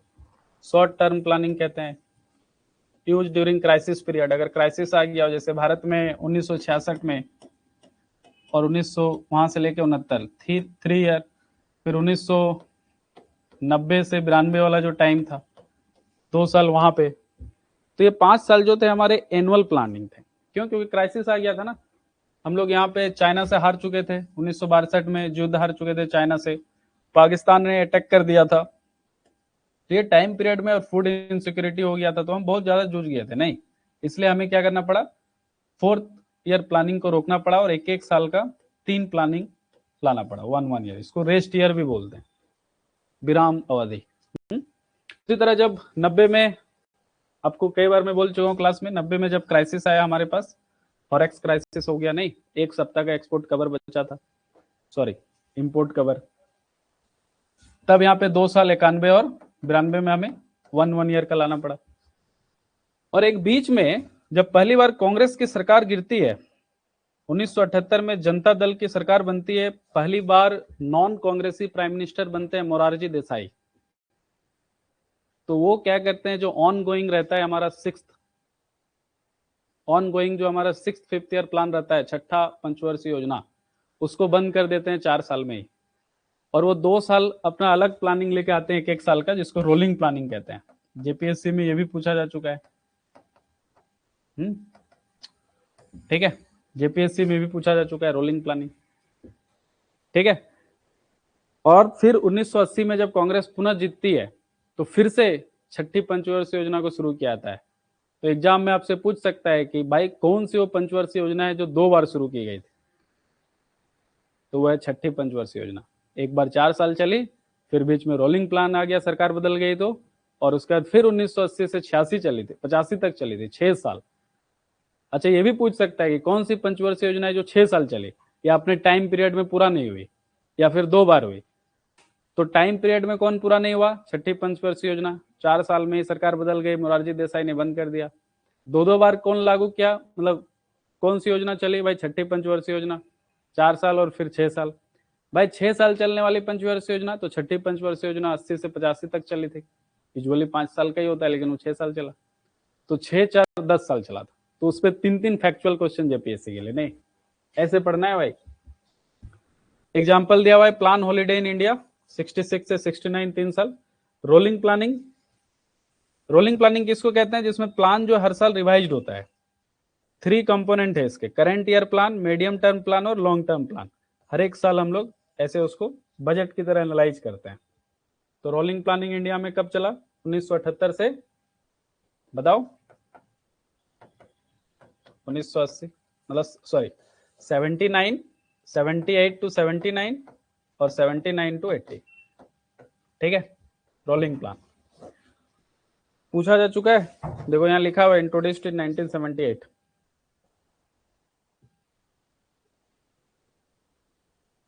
इंडिकेटिव प्लानिंग क्या होता है भाई, हाँ, संकेतात्मक योजना।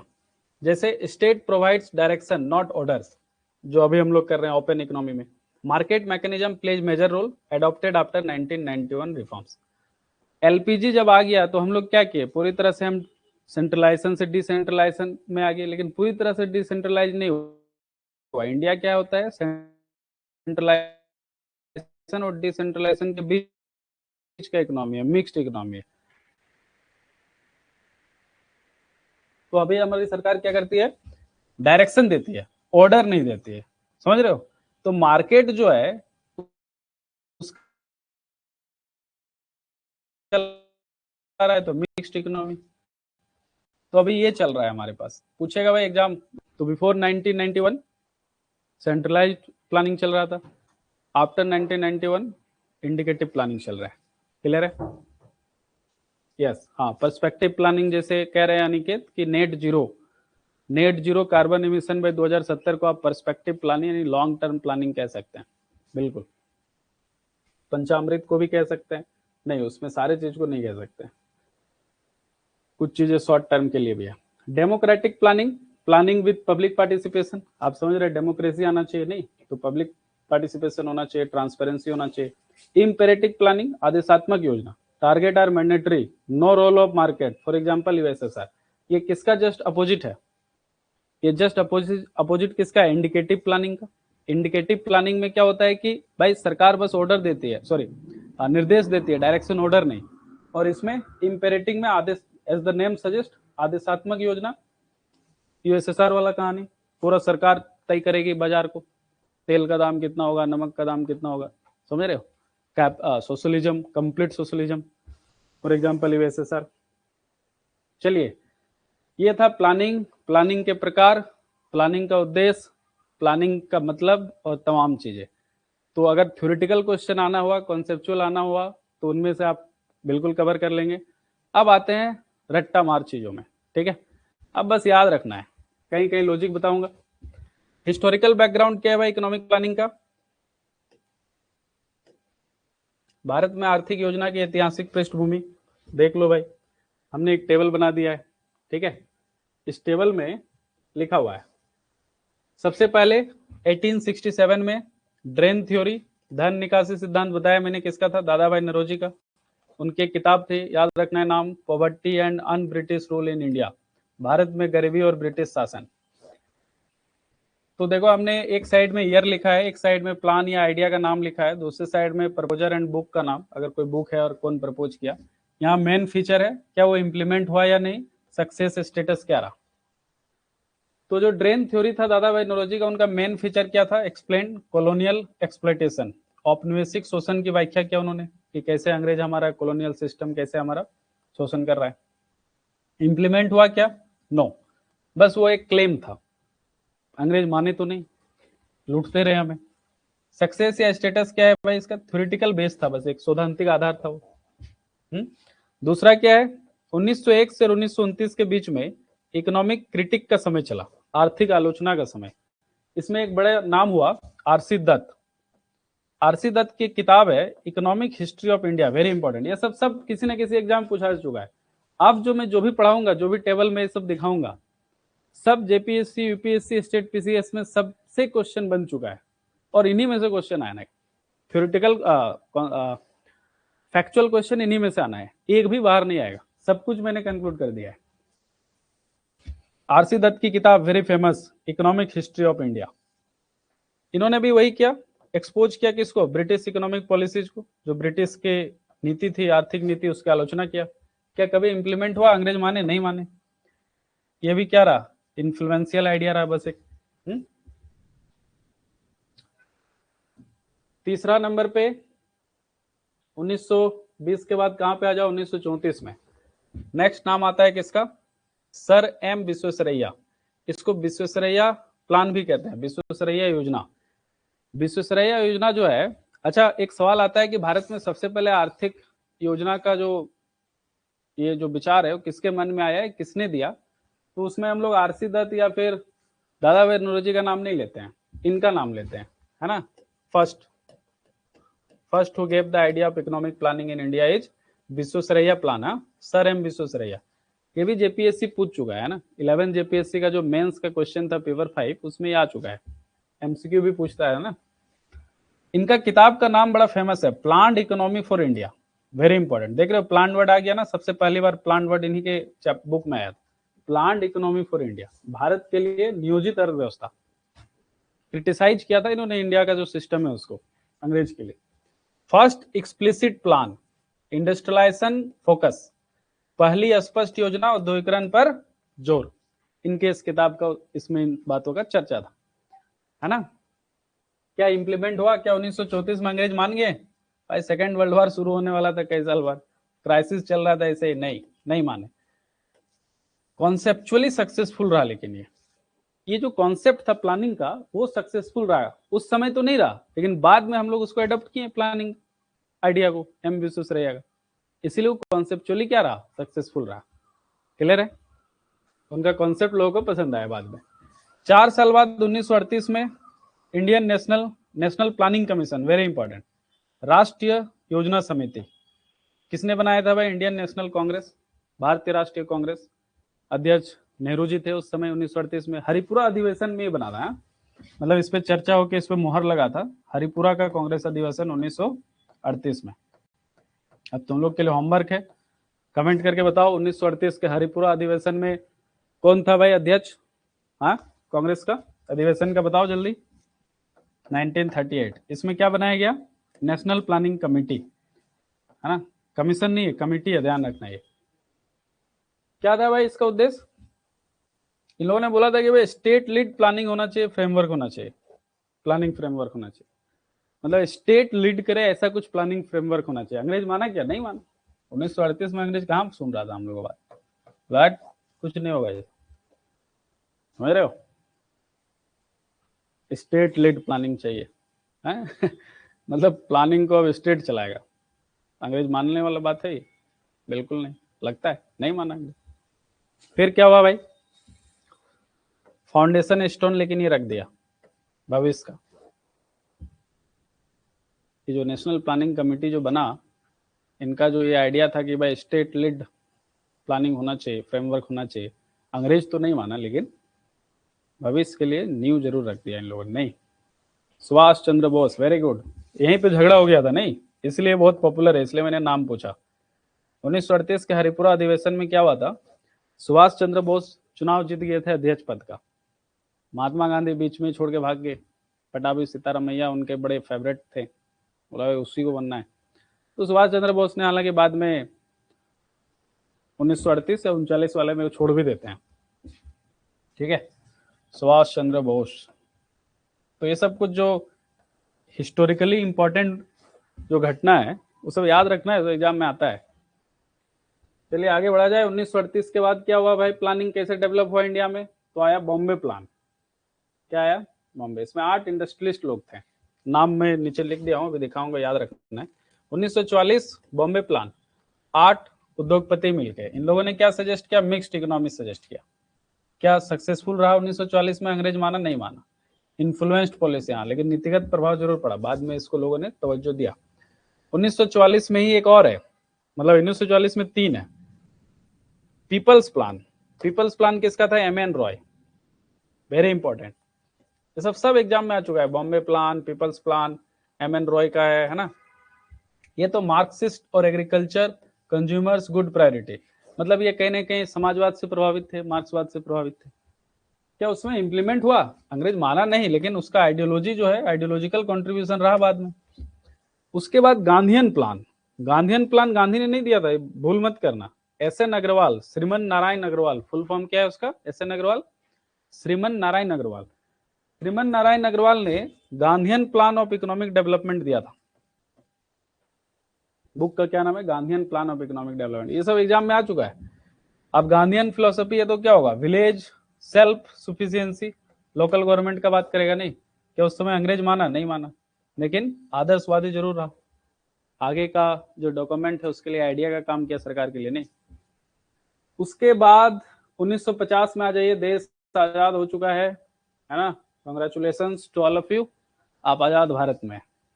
क्या हुआ है आजाद भारत में, Sarvodaya plan, very important, Sarvodaya योजना किसका था, ये जयप्रकाश नारायण, गांधीयन राइटिंग्स, ये भी गांधी से प्रभावित थे।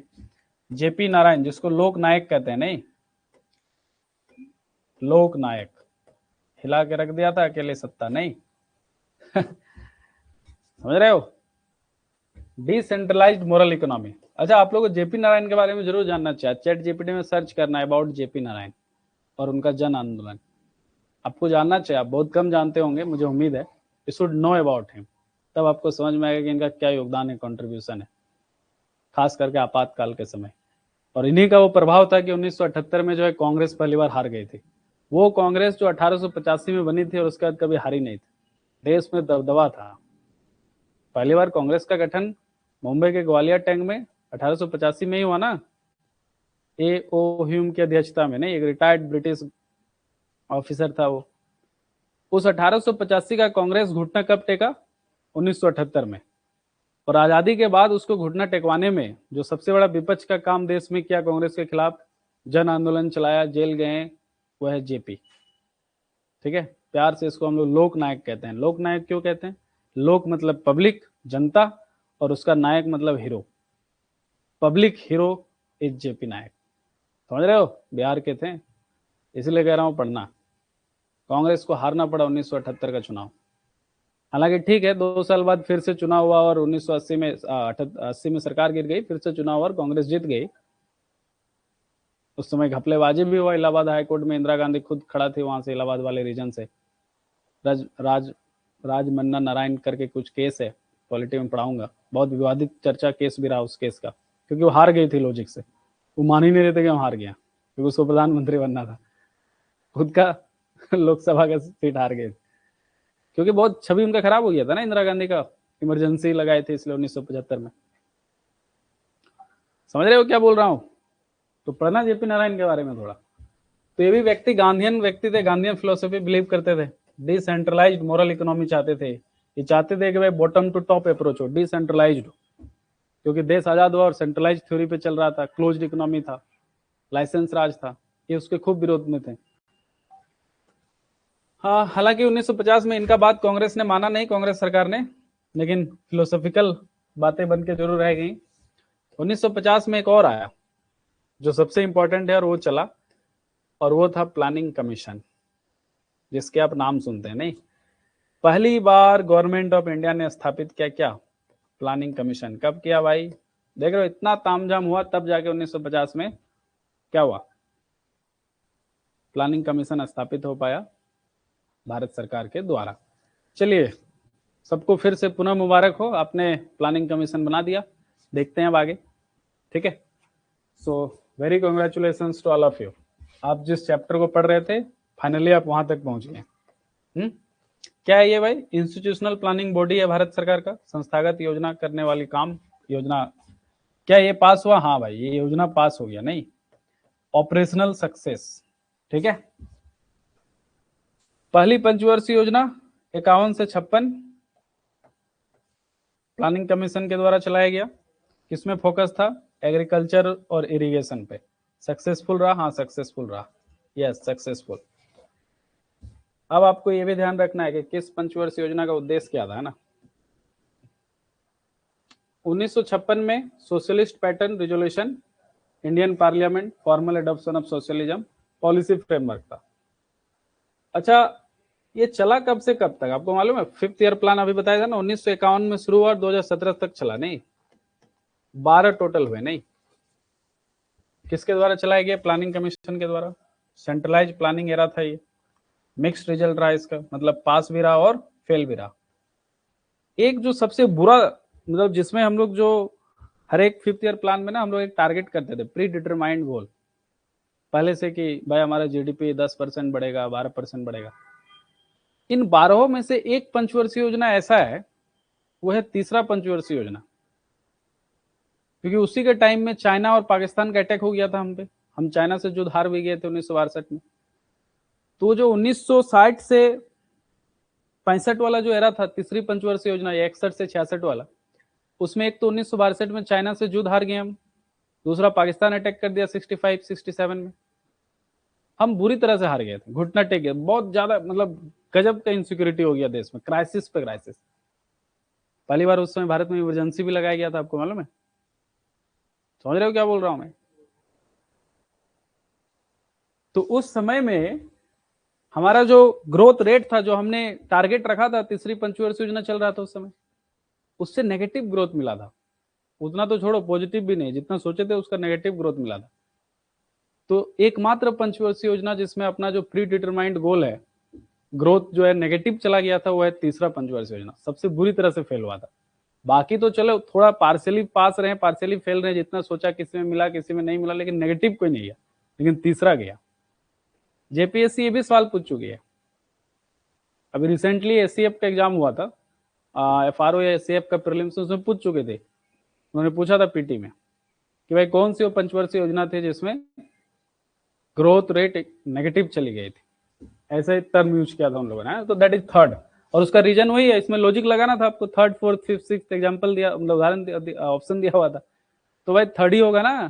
क्राइसिस तो वहीं पे आया ना 62 में, समझ रहे हो? इसीलिए तो उसके बाद चला नहीं पाए ना हम पंचवर्षीय योजना। इसीलिए तो 66, 66, 67, 68, 69 3 साल हमने क्या चलाया? 1 ईयर प्लानिंग चलाया। लॉजिक समझ रहे हो? रटना नहीं है। 1991 से हम लोग कैसा प्लानिंग अपना लिए? Indicative planning. मतलब गवर्नमेंट बस क्या देगा? डायरेक्शन देगा, ऑर्डर नहीं। मार्केट लेड ग्रोथ, अब मार्केट का भी प्रभाव होगा। ऑन गोइंग जो अभी तक जारी है नहीं, एलपीजी रिफॉर्म 2015 में हमने खत्म कर दिया प्लानिंग कमीशन। उसके जगह पे नीति आयोग ले आया। गवर्नमेंट ऑफ इंडिया का थिंक टैंक के रूप में ये काम करता है। कोऑपरेटिव फेडरलिज्म, मतलब सेंटर स्टेट के बीच में संघवाद और मिल के काम करेगा, ऐसा इसका उद्देश्य है। लेकिन बड़ी आलोचनाएं होती है क्योंकि नीति आयोग में भी उस फेडरलिज्म को बहुत सक्सेसफुल होता हुआ उसमें भी दिखता नहीं। करंट सिस्टम में यही चल रहा है। कौन? नीति आयोग। तो ये हायरार्की आप समझ गए होंगे, मैं आशा करता हूं। बॉम्बे प्लान में आपको याद रखना है कि बॉम्बे प्लान में कौन वो 8 लोग थे, ये भी सवाल आता है। नाम पूछ लेगा भाई। हाँ, JRD टाटा, GD बिरला, पुरुषोत्तम दास, ठाकुर दास, अर्देशीर दलाल, लाला श्रीराम, AD सराफ, और दो कौन है भाई महान आदमी, और दो हमारे रेस्पेक्टेड आदमी है, कस्तूर भाई, लाल भाई और जॉन मथाई। इसमें से जॉन मथाई, कस्तूर भाई, लाल भाई, पुरुषोत्तम दास, ठाकुर दास, और ऊपर के और दो नाम कौन है?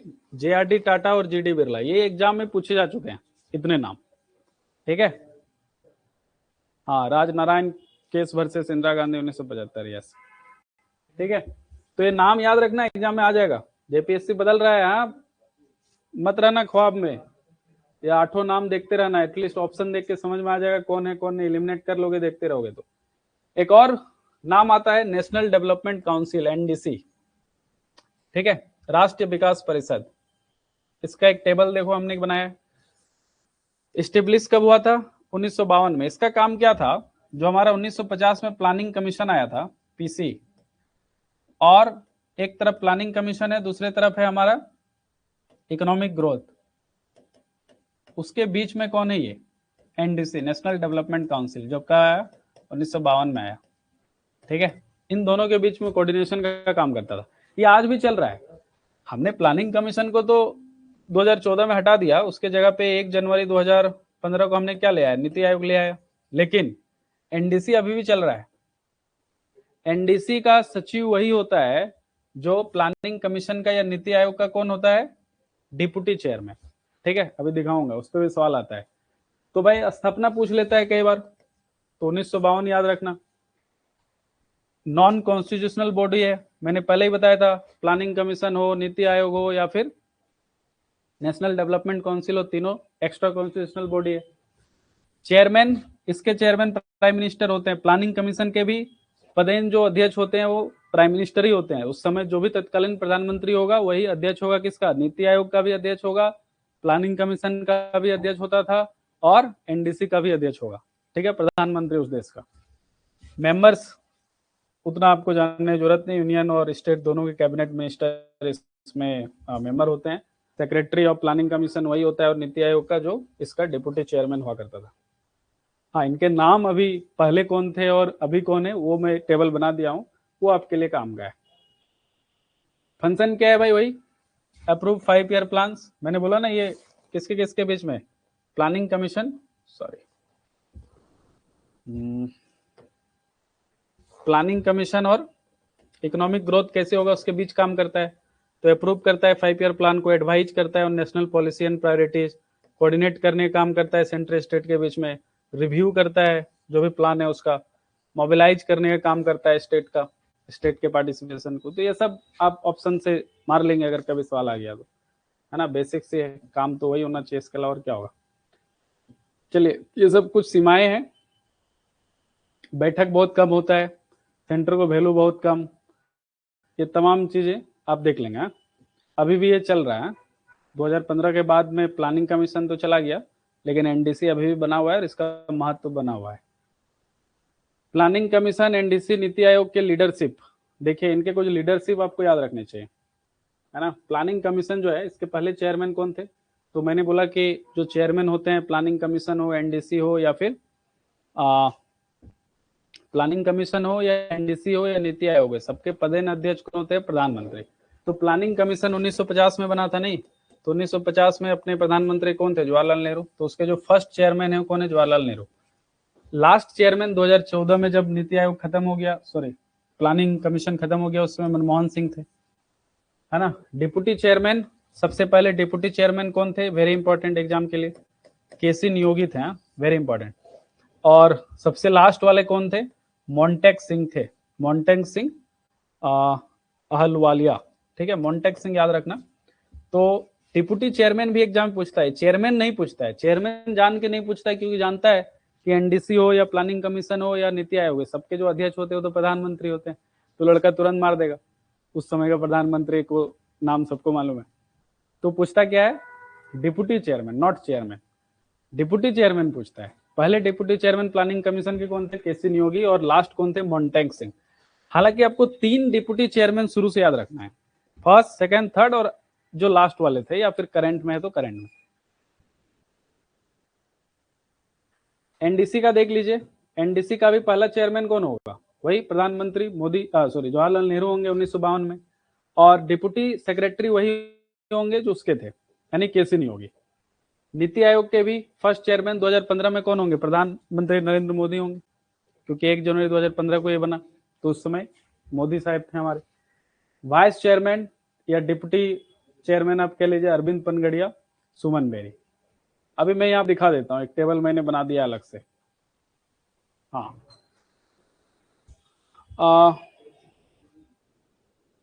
यहाँ पे आप ये देख लीजिए नीति आयोग का। नीति आयोग का चेयरमैन, पहले चेयरमैन कौन होंगे नीति आयोग के? नीति आयोग के नाम याद रखिएगा, एग्जाम में पूछता है। नीति आयोग का जो पहले चेयरमैन है वो है प्राइम मिनिस्टर ऑफ इंडिया उस समय के 1 जनवरी 2015 के, जो नरेंद्र मोदी साहब थे।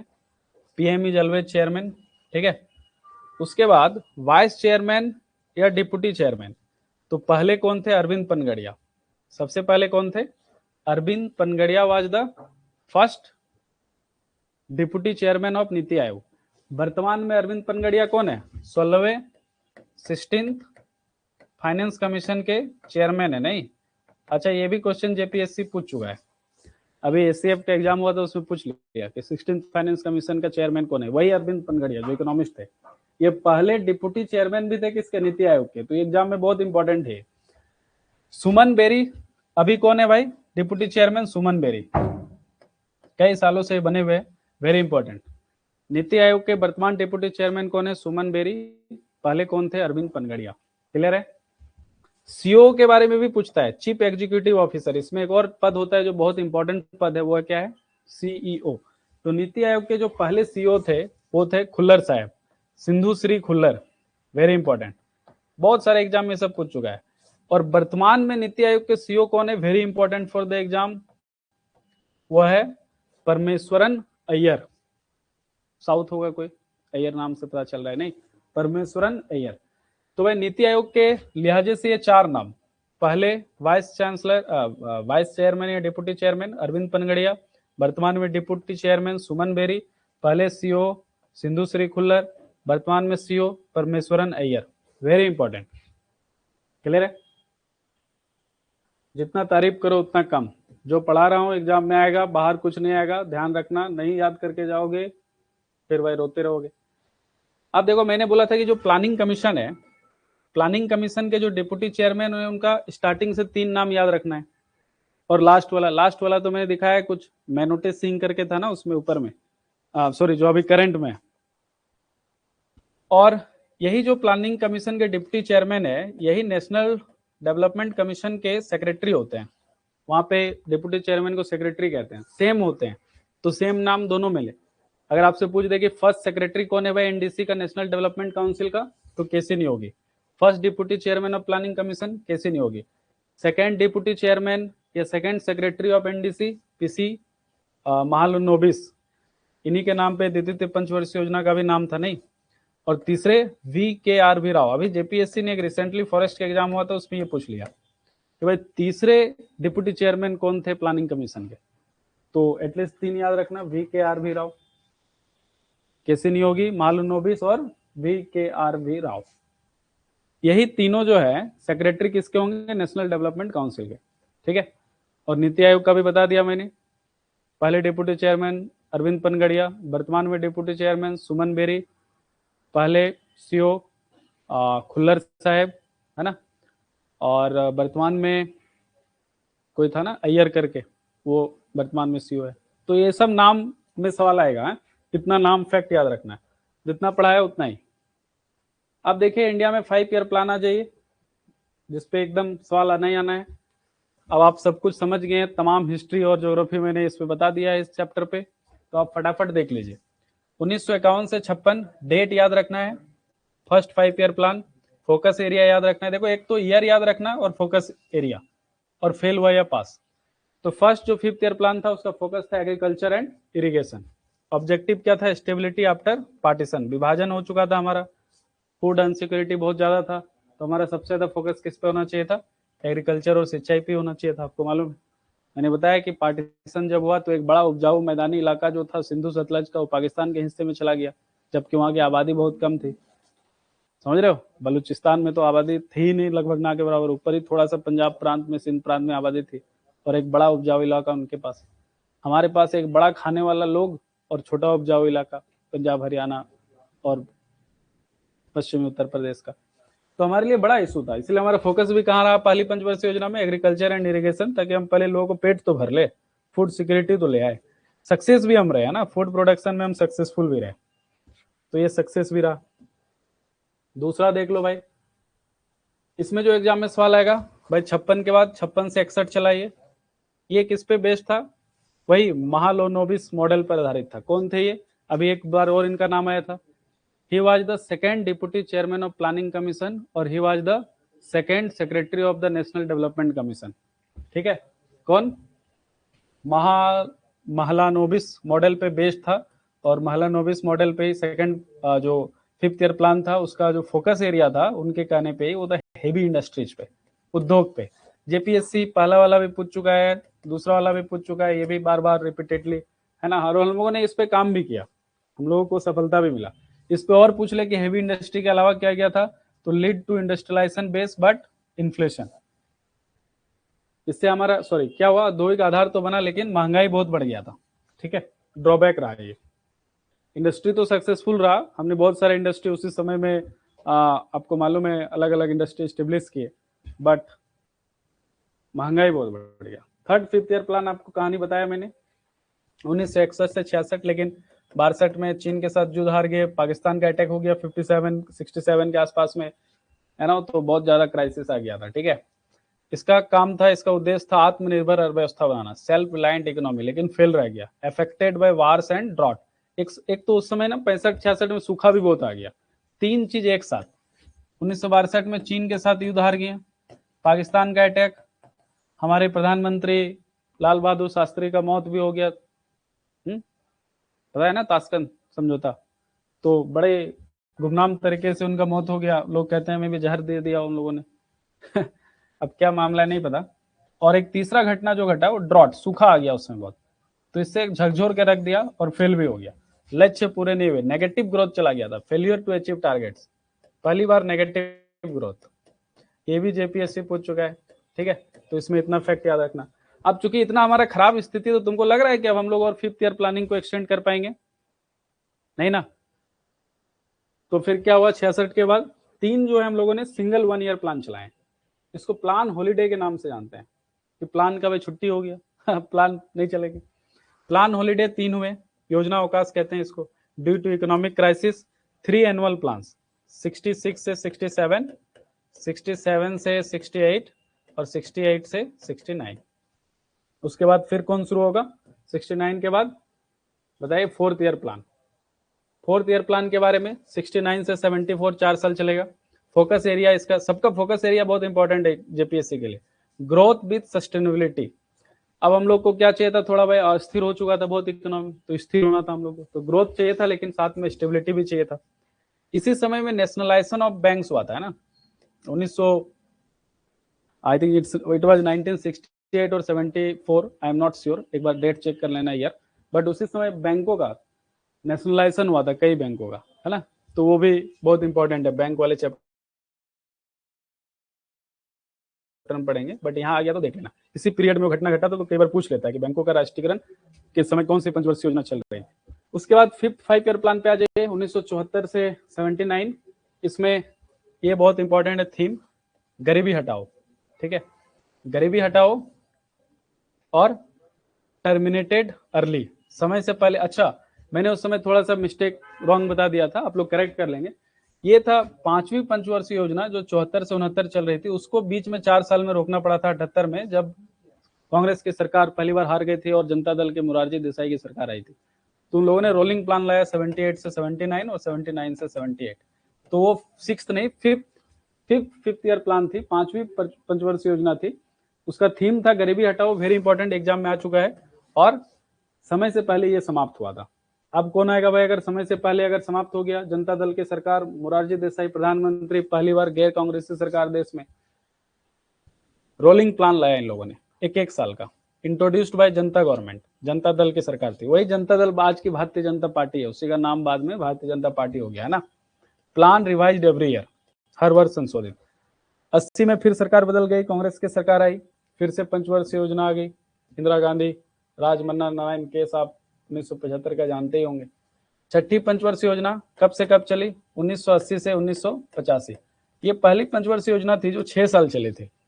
स्टार्ट ऑफ इकोनॉमिक लिबरलाइजेशन, इसी sorry, emphasis on poverty reduction, गरीबी उन्मूलन पर इसको जोर था, है ना। इकोनॉमिक लिबरलाइजेशन शुरू हुआ था, थोड़ा थोड़ा शुरू हुआ था, इसको आप कह सकते हैं start of economic liberalisation, not completely. Completely तो 91 में होता है ना, लिबरलाइजेशन, प्राइवेटाइजेशन एंड ग्लोबलाइजेशन। इसका उद्देश्य था गरीबी उन्मूलन पर। ये बहुत इंपॉर्टेंट है, वेरी इंपॉर्टेंट, एग्जाम में बहुत सारे आ चुके हैं। Next 7th 5th year plan 1985 से 90, focus area employment and productivity. अब भाई इकोनॉमी अगर स्टेबल हो गया तो हमको क्या चाहिए, रोजगार चाहिए। 5 मोर मिनट्स। हमें क्या चाहिए, एम्प्लॉयमेंट एंड प्रोडक्टिविटी चाहिए, गुड ग्रोथ रेट चाहिए। तो ये वेरी इंपॉर्टेंट है, इसका ग्रोथ रेट, मतलब सॉरी फोकस एरिया, उसमें बस फोकस एरिया इंपॉर्टेंट है और time period. 8th 5th year plan 92 से 97, समझ रहे हैं, बीच में जो है 2 ईयर का गैप भी है, ठीक है। वो जो आप 90 से 92 देख रहे हैं उसमें सेकेंड रेस्ट हॉलीडे प्लान है ना, प्लान हॉलीडे। दूसरा कहाँ पे है, 90 से 92 सेकेंड प्लान हॉलीडे। ये भी जेपीएससी पूछ चुका है कि कब कब हुआ प्लान हॉलीडे और कब रोलिंग प्लान चला, तीनों पूछ चुका है। उसके बाद 92 से 97 8th 5th ईयर प्लान चलता है। इसी में 8th 5th ईयर प्लान में क्या, 1991 में एलपीजी रिफॉर्म शुरू हुआ। तो आपसे एग्जाम में पूछता है कि भाई कौन सी पंचवर्षीय योजना के समय में रिफॉर्म शुरू हुआ, तो 8, है ना। इतना इसके बारे में इंपॉर्टेंट है। 9th में क्या इंपॉर्टेंट है भाई, तो 1997 से 2002 चला। पहला बात, थीम क्या था इसका, ये इंपॉर्टेंट है, इसमें थीम था growth with social justice, very important. 9th के बारे में याद रखिएगा, जेपीएससी के मेंस में पूछ चुका है, जेपीएससी 11 जेपीएससी के मेंस में सवाल आ चुका था, ठीक है। नेक्स्ट में 10वीं देखिए आप, और 2 बचे हैं ना, थोड़ा पेशेंस रखिए। नेक्स्ट जो 2 हैं 10th 5th ईयर प्लान 2002 से 2007, इसका टारगेट था 8% ग्रोथ विकास लक्ष्य, ठीक है। इसमें और कुछ खास जानने का नहीं है, फोकस एरिया देख लेंगे एक बार, मैं भी छूट गया वो। 11th 5th ईयर प्लान और 12th 5th ईयर प्लान का फोकस एरिया बहुत इंपॉर्टेंट है, वेरी वेरी इंपॉर्टेंट, खूब सारे एग्जाम में आ चुका है। 11th 2007 से 12 इसका थीम था इंक्लूसिव ग्रोथ। पहली बार समावेशी विकास का बात किया गया, समावेशी विकास एक चैप्टर भी है, पढ़ाएंगे इसके बारे में। 12वीं पंचवर्षीय योजना में क्या था फोकस एरिया, समावेशी विकास से आगे, इसका थीम था faster, sustainable and more inclusive growth, तेज, सतत और अधिक समावेशी विकास, वेरी इंपॉर्टेंट। 11th और 12th का जो थीम है, और 9th का, 9th 11th और 12th का थीम पे बहुत सवाल आया, पीछे 1 2 3 4 में भी आया है, इसमें भी आया है, सारे का थीम बहुत इंपॉर्टेंट है, रट लो एकदम। ये लास्ट 5 ईयर प्लान था जो 2017 में खत्म हो गया, क्लियर है। और 1 जनवरी को क्या है, नीति आयोग, पता है ना, 1 जनवरी 2015 को NITI Aayog extra constitutional body है, याद रखना है सब। पदेन अध्यक्ष कौन होते हैं, प्रधानमंत्री। अचीवमेंट देख लो लास्ट 1 मिनट और, अचीवमेंट क्या रहा हमारा इनका भाई, इन प्लानिंग का, क्रिएशन ऑफ इंडस्ट्रियल बेस, औद्योगिक आधार बन गया 2nd 5th ईयर प्लान में। ग्रीन रिवोल्यूशन 1966 में चला, आप इसको 3rd 5th ईयर प्लान कह लो या फर्स्ट हॉलीडे प्लान कह लो, 1966 से चला। तो इंफ्रास्ट्रक्चर डेवलपमेंट हो गया भाई, और क्या हुआ, आईटी वगैरह बन गया है ना, टेक्निकल मैन पावर हमारे पास हो गया, इसलिए हमारा सर्विस सेक्टर बहुत बूम हो गया, क्योंकि भाई देश आजाद होते ही नेहरू ने आईटी खोल दिया, तो सर्विस सेक्टर बहुत बूम हो गया, बहुत कंप्यूटर इंजीनियर प्रोड्यूस कर दिए हमने। पॉवर्टी रिडक्शन हुआ बट कंप्लीटली नहीं, पार्शियल। आज भी हमारे देश में 15% गरीबी बना हुआ है नहीं, और अनएम्प्लॉयमेंट 3 से 4% बना हुआ है। फेलियर्स या क्रिटिसिज्म क्या रहा, तो ओवर सेंट्रलाइजेशन, आपने देखा कि जो 1950 में प्लानिंग कमीशन बना, वहां से 1991 तक हमारा कैसा था, वो सेंट्रलाइज था एकदम, लाइसेंस राज। उसमें क्या प्रॉब्लम था, ब्यूरोक्रेटिक डिलेज का, लाल फीताशाही का कॉन्सेप्ट समझाया, inefficient public sector, plan implementation gap रहा, रीजनल इम्बैलेंस कंटिन्यूड रहा, बीमारू राज वर्सेस साउथ स्टेट का कॉन्सेप्ट समझाया मैंने आपको। ट्रांजिशन आफ्टर 1991 के बाद क्या ट्रांजिशन हुआ भाई, planning became market oriented, indicative और डिसेंट्रलाइज्ड, ठीक है। 1991 के बाद यही हुआ ना, इंडिकेटिव हो गया, मतलब सरकार बस क्या देने लगा, direction not the order. Decentralised हुआ, विकेंद्रीकरण हुआ, मार्केट ओरिएंटेड हुआ, लोकल कंट्रीब्यूशन बढ़ गया, नहीं पंचायती राज वगैरह आ गया 1991 के बाद, एलपीजी रिफॉर्म भी आ गया। एवोल्यूशन ऑफ प्लानिंग कमीशन 2014 में एवोल्यूशन हो गया, रीजन क्या था, outdated structure, one size fits all approach, conflicts with states, clear है। क्यों भाई हटाया गया, ये सब कारण है। एक तो आज का जो चुनौती है दुनिया का, उससे मैच नहीं कर रहा था, हमें एक नया फ्रेमवर्क, नया ढांचा का जरूरत था, इसलिए नीति आयोग ला गया। नीति आयोग का फुल फॉर्म है national institute for transforming India, ठीक है, national institute for transforming India 1 जनवरी 2015 को। क्लियर है? This is all about planning, और इससे बाहर कोई सवाल नहीं आने वाला है, चाहे प्री हो या मेंस हो, यूपीएससी हो, जेपीएससी हो, बीपीएससी हो, कोई भी स्टेट पीसीएस हो। खाली करंट आप लोग वो जो डिप्टी चेयरमैन और चेयरमैन वाला है उसको अपडेट करते रहना। That's all about. Thank you so much.